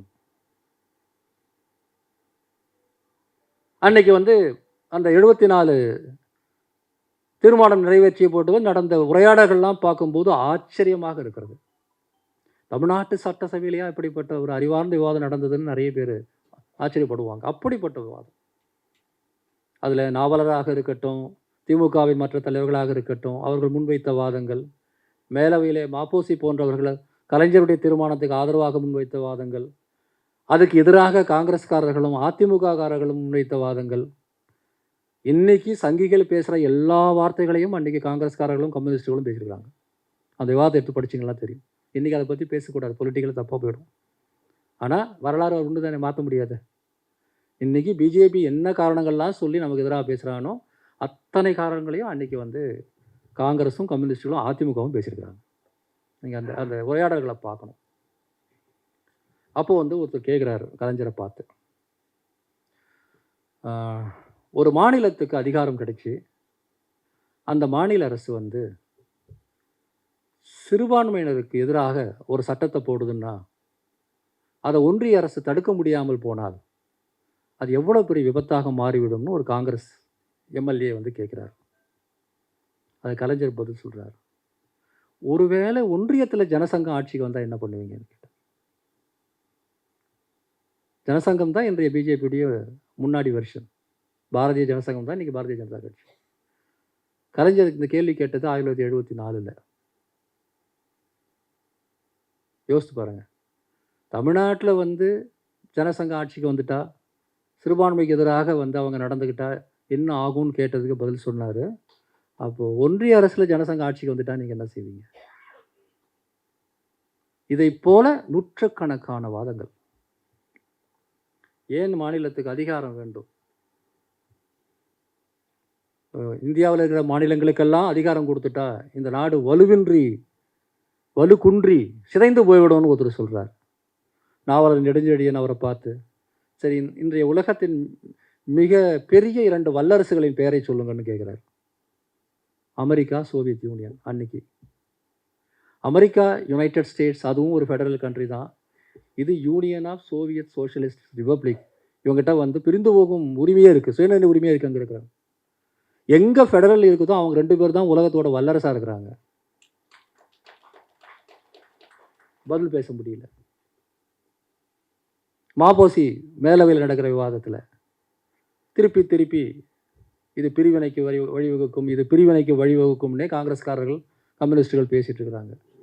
மாப்போசி சொல்கிறாரு, என்னை பற்றி உங்களுக்கு தெரியாது கிடையாது, நான் வந்து ஒரு முழுமையான இந்திய தேசிய பற்றாளன். மாப்போசி சொல்கிறது, நான் சொல்கிறேன் கேளுங்க, கருணாநிதி தனிநாடு கேட்டால் இங்கே தனிநாடு வந்து விடாது. தமிழ்நாட்டில் இருக்கக்கூடிய 4 கோடி மக்களும் பிரிவினை கேட்டாலும் இங்கே தமிழ்நாடு அமைந்து விடாது, தனித்தமிழ்நாடு வராது. ஆனால் ஒரு இந்திரா காந்தி யாகியா கானாக மாறினால் தனிநாடு உருவாவது யாரும் தடுக்க முடியாது. யாகியா கான் யார்?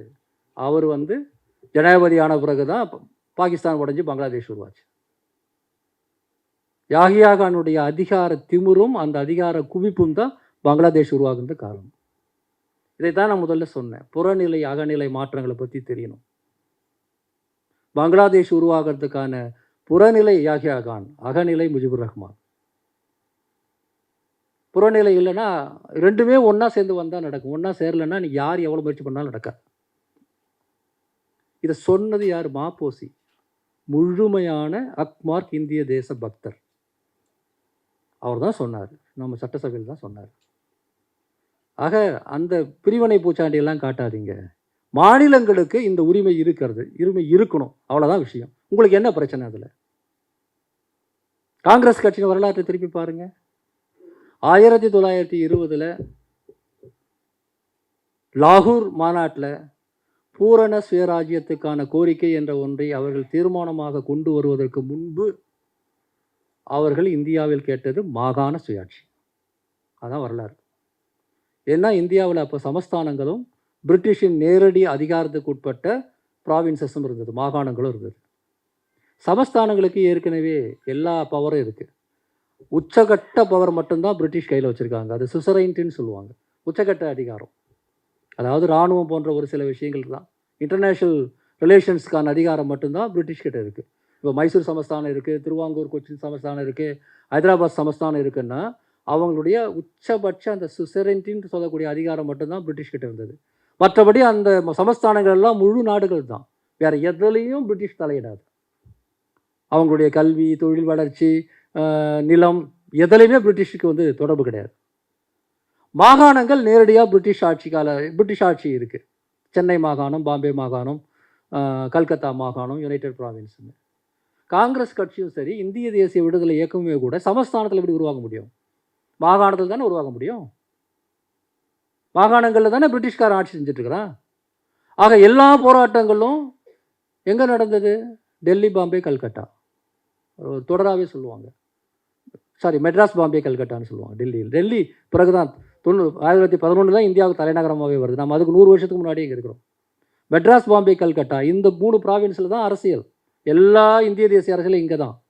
அவர்கள் கேட்டது, திலக் கேட்டது, கோகலே கேட்டது, தொடக்கத்திலே காந்தி, நேரு உட்பட அனைவரும் கேட்டது அந்த மாகாணங்களுக்கான சுயாட்சியை தான்.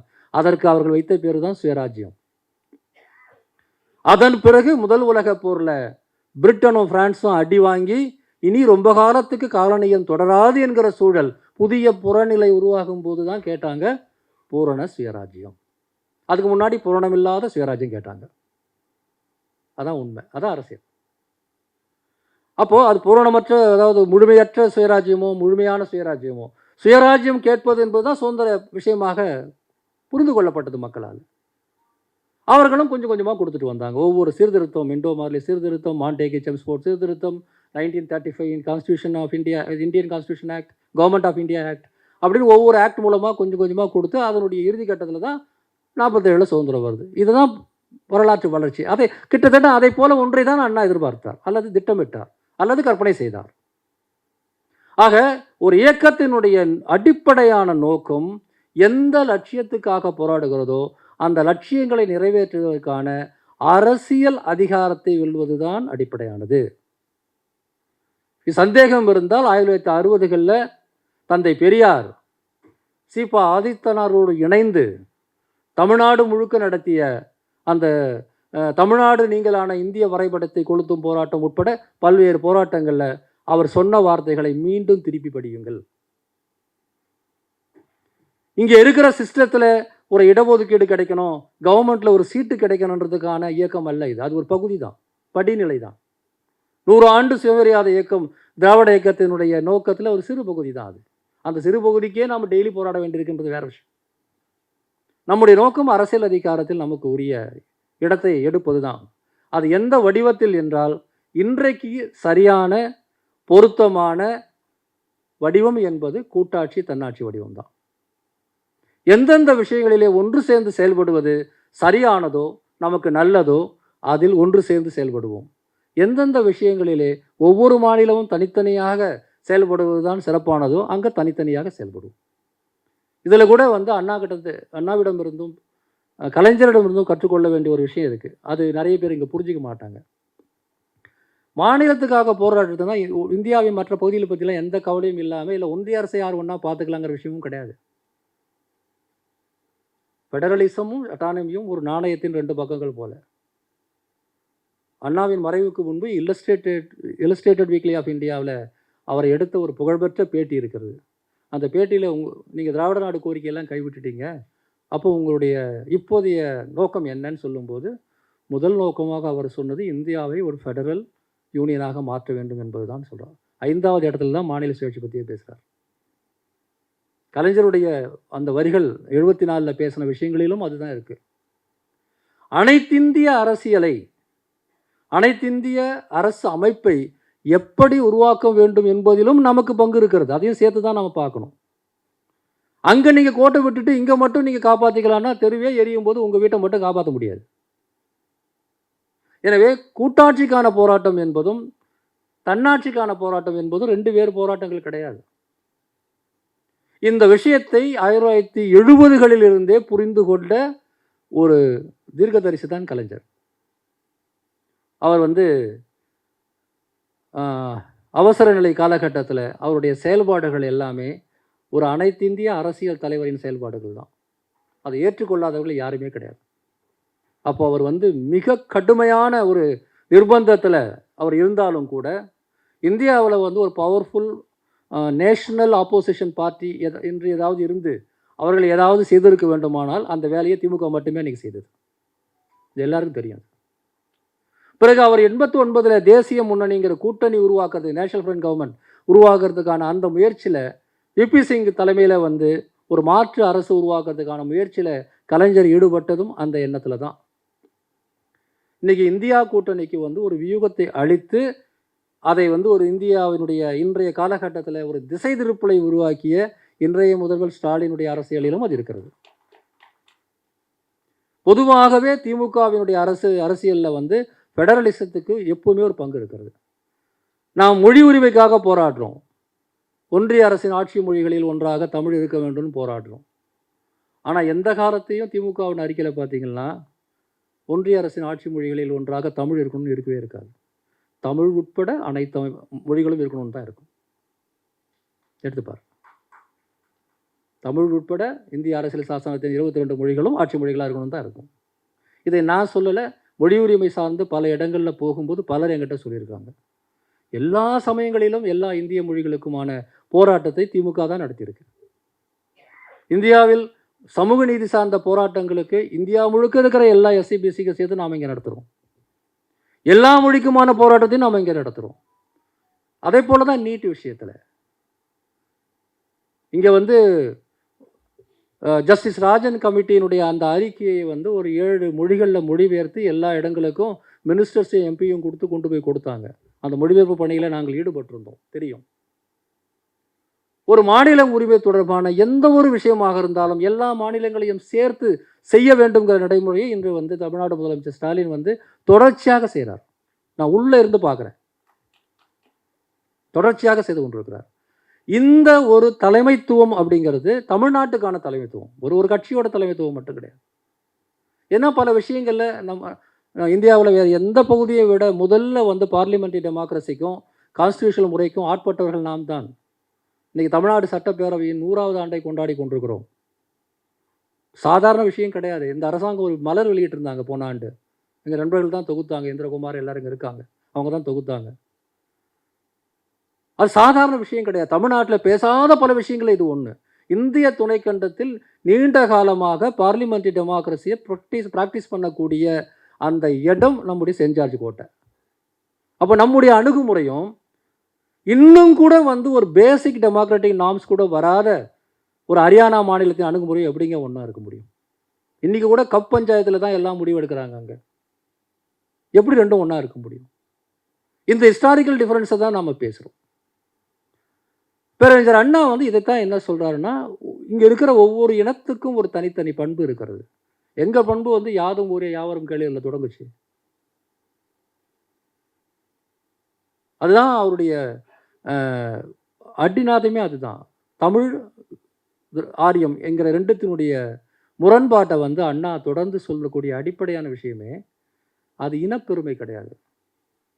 உன்னை விட நான் உசந்தவன்றதுலாம் இல்லை, எங்கேயும் எந்த இடத்துலையும் நீங்கள் பார்க்க முடியாது. உன்னை விட நான் உயர்ந்தவன் அப்படின்னு எங்கேயுமே பார்க்க முடியாது. நீ வேறு நான் வேறுங்கிறத கூட எந்த இடத்திலும் வெறுப்போடு அவர் சொன்னதே கிடையாது. யதார்த்தத்தோடு மட்டும்தான் சொல்லுவார்.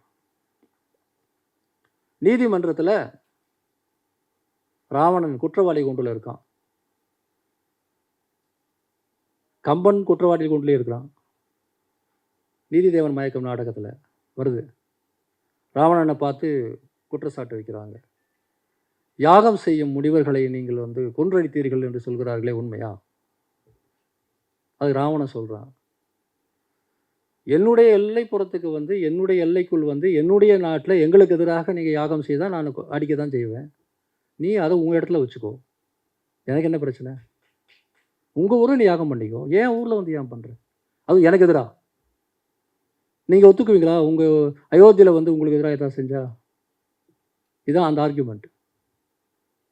அவருடைய அடித்தளம், அண்ணாவினுடைய அடித்தளம்ங்கிறது நிலத்தையும் அதிகாரத்தையும் பிரிக்க முடியாது என்பதை உணர்ந்த ஒரு ஆழமான அரசியல் அடித்தளம். அதுதான் தேசியம். இந்த தேசியங்கிற சொல்ல ஒரு காலத்தில் நம்ம காங்கிரஸ்காரங்கிட்ட பறி கொடுத்துட்டோம், அப்புறம் தமிழ் தேசியவாதிகள்கிட்ட கொடுத்துட்டோம். பிரச்சனை என்னன்னா, அதன் முழு வடிவமே அண்ணா தான், கலைஞர் தான். இல்லை பெரியார்லேருந்தே வச்சுக்கோங்க. தமிழ் தேசியத்தின், தமிழ் என்கிற ஒரு சொல்லுக்கு உள்ளே இருக்கக்கூடிய அரசியலினுடைய வெளிப்பாடு தான் திராவிட இயக்கமும் கூட. அது நம்ம அடையாளம். அது அந்த வார்த்தை மேலே என்ன ஏதோ பிரச்சனை ஆகி போச்சு நினைக்கிறேன். அது நம்முடைய அது மிக அழகாக அவர் சொல்கிறார். தமிழுங்கிறது என்ன? அது வெறும் மொழியா? நிலத்தின் மீதும், நிலமும் அதிகாரத்தையும் பிரிக்க முடியாது. அப்போது தமிழ்நாட்டில் குழந்தைகளுக்கு காலையில் உணவு கொடுக்கணுமா இல்லையாங்கிறது உட்பட முடிவுகளை நான் எடுக்கணும்னா அந்த அதிகாரம் எனக்கு இருக்கணும். அப்போ தமிழ்நாட்டில் எனக்கு கல்வி அதிகாரம் இருக்கணும். அவ்வளோ சிம்பிளான விஷயந்தான். அப்போ அந்த அதிகாரத்தை பற்றி யோசிக்காமல், அது ஒரு நிலத்தோடு பின்னி பிணைக்கப்பட்டிருக்கிறது என்பதை புரிந்து கொள்ளாமல் வெறுமனே போராடினால் அது வெறும் சட்ட போராட்டமாகவும் அவ்வப்போது நடக்கக்கூடிய சின்ன சின்ன மூமெண்ட்ஸாகவும் தான் இருக்கும். அது இன்னும் ஒரு 500 வருஷம் 1000 வருஷம் கூட நம்ம போராடலாம். அதுக்கு என்ன எல்லையே கிடையாது. எவ்வளோ ஒரு 10 நூற்றாண்டுக்கு போராடலாம். ஏற்கனவே 20 நூற்றாண்டு போராடி இருக்கும்ல, இன்னும் ஒரு 10 நூற்றாண்டு போராடினா என்ன குறைஞ்சி போச்சு? அதெல்லாம் செய்யலாம், தாராளமாக செய்யலாம், நான் மறுக்கலை.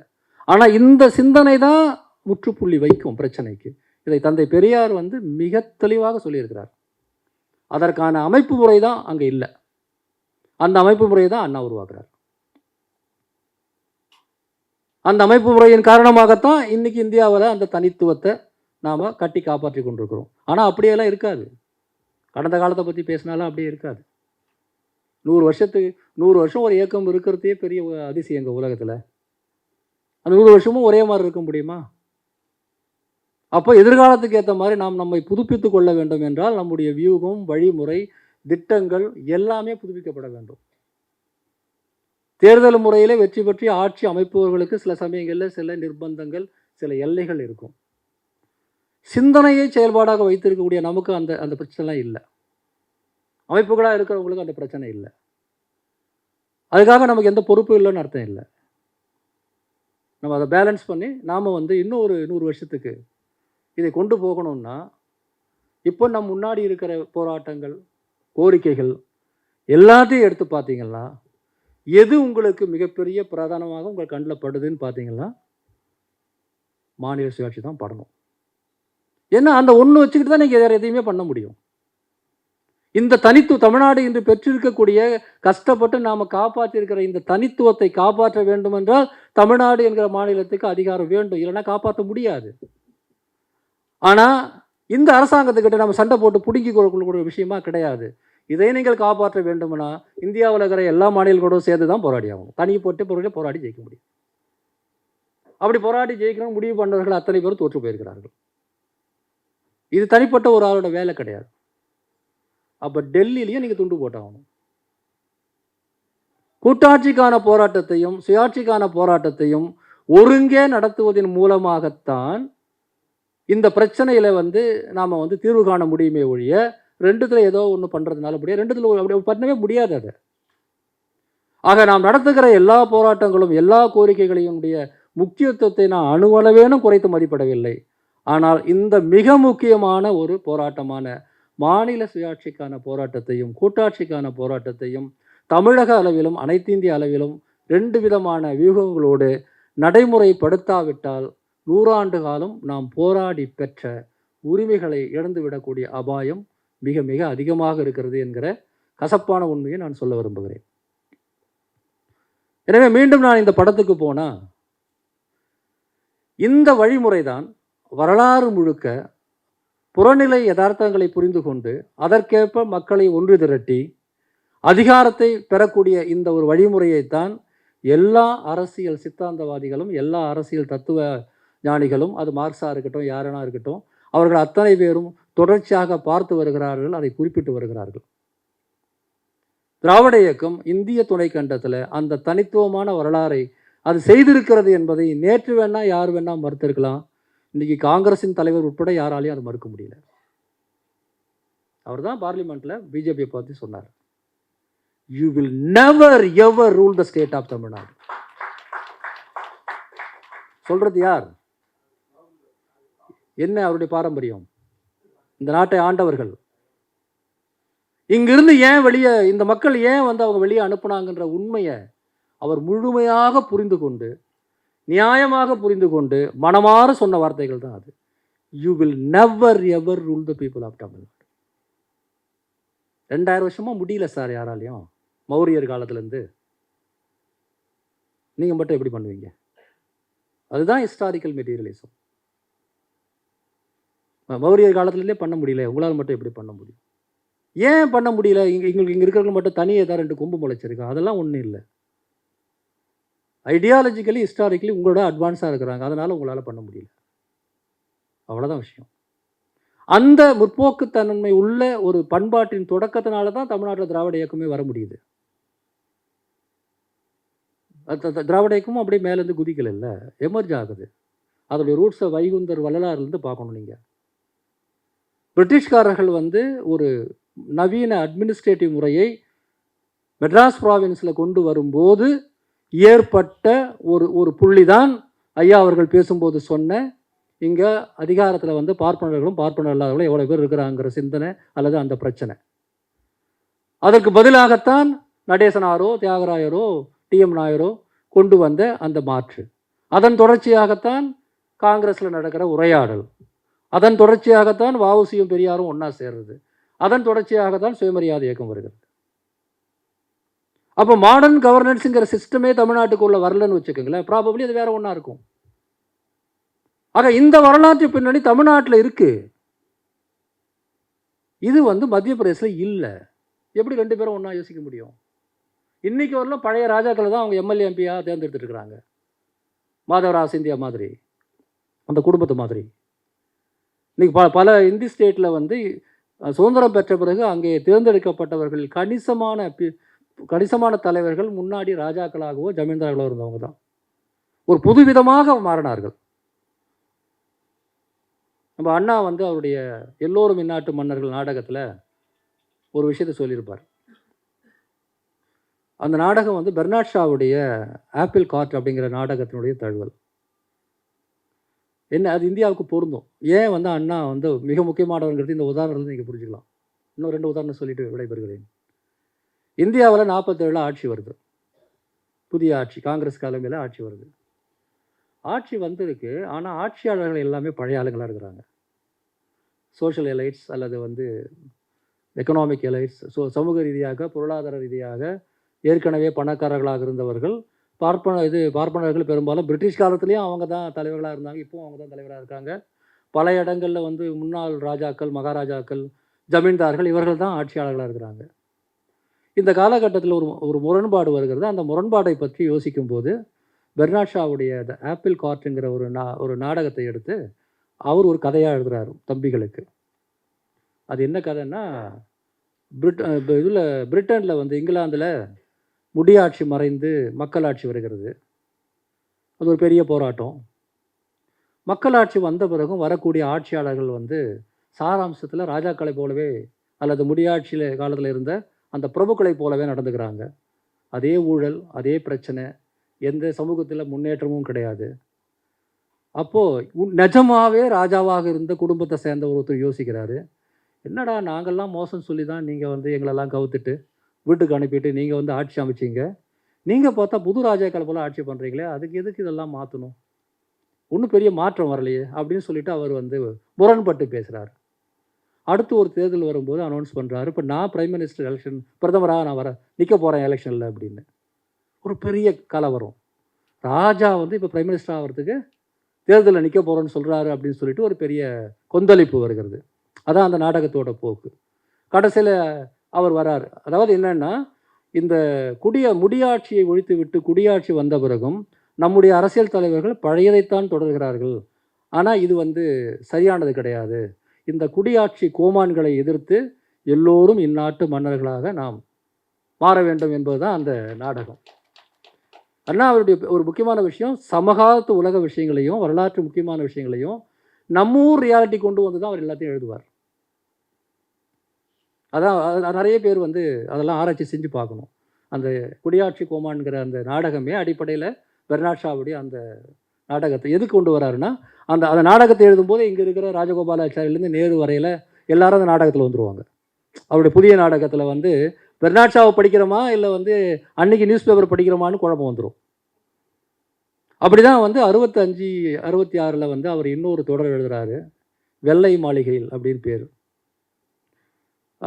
அந்த தொடர் வந்து நடந்த காலகட்டம் அமெரிக்காவில் கருப்பின மக்களுடைய விடுதலை போராட்டம் உச்சத்தில் இருக்கிற ஒரு காலகட்டம்.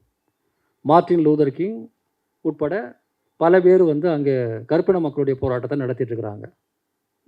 அப்போ அமெரிக்காவில் வந்து ஒரு நாவலாசிரியர் வந்து ஒரு நாவல் எழுதுகிறார், த மேன் அப்படிங்கிறது அந்த நாவல். அந்த நாவலுடைய கதை என்னென்னா, ஒரு பெரிய பயங்கரவாத தாக்கல் வந்து பென்டகன் மேலே நடக்குது. இது 9/11 கதை இல்லை, 65 வந்த நாவலோட கதை. அதில் வந்து யூஎஸுடைய president, vice president, secretary of the state அப்படின்னு நிறைய பேர் ஒன்றா வந்து ஒரு ஆலோசனையில் இருக்கும்போது அந்த மேலே குண்டை போட்டு எல்லாரையும் கொண்டுடுறாங்க. அமெரிக்கா கான்ஸ்டியூஷன் விதிப்படி இப்போ உதாரணமாக ஒரு குடியரசுத் தலைவர் வந்து அசாசினேட் செய்யப்பட்டால் அடுத்து துணை குடியரசுத் தலைவர் தற்காலிகமாக அந்த பொறுப்பு எடுத்துக்கணும். அதே போல் ஒரு புரோட்டோகால் வச்சுருந்தாங்க. இவன் போட்ட குண்டில் முதல் 16 பேர் செத்து போயிடுறாங்க அந்த பயங்கரவாத தாக்குதலில். இப்போ 17ஆவதாக புரோட்டோகாலில் இருக்கிற ஒருவர் தான் இப்போது குடியரசுத் தலைவராக ஆக முடியும். ஏன்னா உடனே எலெக்ஷன் வைக்க முடியாது. அந்த 17ஆவதாக இருக்கக்கூடிய ஒருவர் வந்து ஒரு கருப்பினத்தை சேர்ந்த அதிகாரி. அதான் த மேன் அப்படிங்கிற நாவல். அவர் வந்து இப்போ பிரசிடென்ட் ஆகிறார்.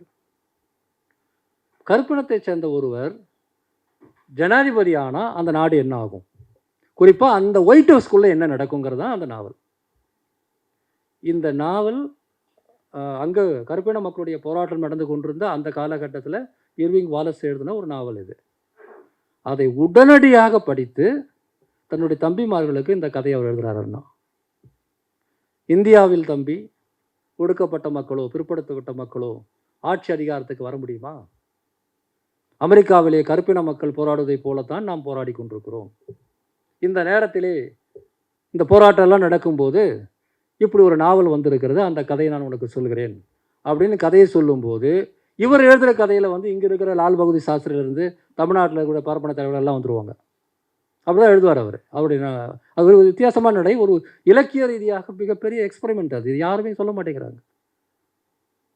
அவர் என்னைக்குமே அண்ணாவை பொறுத்த வரையில் அவர் என்னைக்குமே அரசியல் அதிகாரம், ஜனநாயகம், குடியாட்சி முறை, ஒரு விதமான ஒரு ப்ளூரல் சொசைட்டி, பன்மைத்துவம் வாய்ந்த ஒரு சமூகம், இதை பற்றிய சிந்தனை தான் கடைசி வரலாம் இருக்குது. அதனுடைய வெளிப்பாடு தான் இந்தியாங்கிறது வந்து ஒரு ஃபெடரல் கண்ட்ரியாகவும் மாநிலங்கள் வந்து அங்கே ஒரு தன்னாட்சி கொண்ட யூனிட்ஸாகவும் இருக்கணும்னு அவர் சிந்தனை செய்தது. இந்த பரவலான சிந்தனையை வந்து பிற்காலத்தில் நாம் போதுமான அளவுக்கு எடுத்து செல்ல தவறிவிட்டோம் என்பது தான் சோகமானது. நான் அறிந்த வரையில் 1960களில் உலகத்துக்கே அது புதிய செய்தி. அமெரிக்காவில் நடந்த கருப்பின மக்களுடைய போராட்டம், அதன் பிறகு வேணால் உலகம் அதை பற்றி பேசியிருக்கலாம்.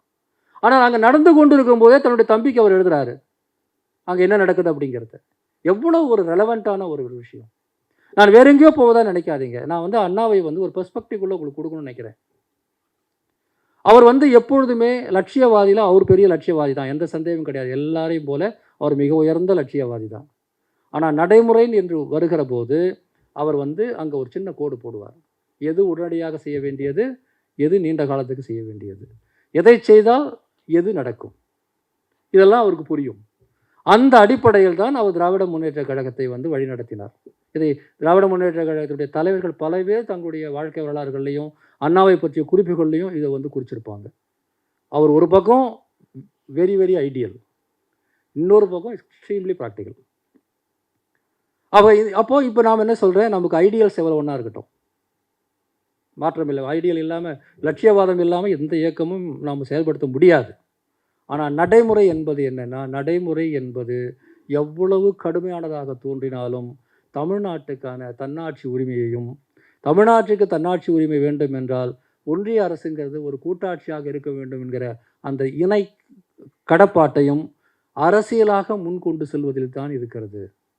அதில் வெற்றி பெறாமல் நாம் எந்த சமூக நீதியையும், எந்த ஜனநாயக சூழலையும், எந்த ஒரு முற்போக்கான, எந்த ஒரு பகுத்தறிவு சார்ந்த செயல்பாடுகளையும் இந்த மண்ணிலே நாம் நிலைநிறுத்த முடியாது. எதிரிகள் ஆட்சிக்கு வந்தால் ஒரே நொடியில் அத்தனையும் மாற்றிவிட முடியும். ஏனென்றால் அதுதான் அரசியல் அதிகாரத்தின் இலக்கணம். அரசியல் அதிகாரத்தை வந்து யார் கையில் இருக்கிறாங்களோ அவங்களுக்கு ஏற்ற போது அது நடக்கும். ஐயோ இவ்வளோ கஷ்டப்பட்டு கொண்டு வந்துட்டுமே, நாளைக்கு வந்து அவன் நம்மளை எதுவுமே பண்ண முடியாதுன்னு நம்ம அப்படி நினைக்க முடியாது. அண்ணா தான் சொன்னார், நான் வந்து ஆட்சி காலத்தில் கொஞ்ச நாளில் தமிழ்நாட்டுக்கு தமிழ்நாடு என்று பெயர் வைத்தேன், இருமொழி சட்டத்தை கொண்டு வந்தேன், சுயமரியாதை சட்டத்தை கொண்டு வந்தேன், இதெல்லாம் இருக்கிற வரையில் இந்த மண்ணை அண்ணாதுரை தான் ஆளுகிறான் என்று பொருள் என்று அண்ணா தான் சொன்னார். கேட்க நமக்கும் நல்லா தான் இருக்குது. இது மாறாதுன்னு உங்களால் உத்தரவாதம் சொல்ல முடியுமா? இன்றைய சூழலை யோசிச்சு பாருங்க. அன்னைக்கு இருந்த சூழல் அண்ணா அப்படி சொல்லியிருக்கலாம். தமிழ்நாட்டையே உடைக்க தயாராக இருக்கிறாங்க. 2026 வரக்கூடிய தொகுதி மறுசீரமைப்பு சூழல், தொகுதி மட்டுமல்ல மாநிலங்களும் மாநிலங்களாக இல்லாமலே ஆகி, இதை தமிழக முதல்வரும் பேசினார் போன எலெக்ஷன் போது. மாநிலங்களே இல்லாமல் வெறும் நிர்வாக அலுவலாக மாற்றி, ரவி மாதிரி ஏஜென்ட்டுகளை போட்டு ஆள்றதுக்கு வசதியாக ஒரு சிஸ்டத்தை உருவாக்கி, ஒரு 200-300 சின்ன சின்ன பிரிவுகளாக மாற்றி எல்லாவற்றையும் செய்ய முடியும். மாநிலமே இல்லாத போது அப்புறம் வந்து நம்ம என்னத்தை பேசுறது?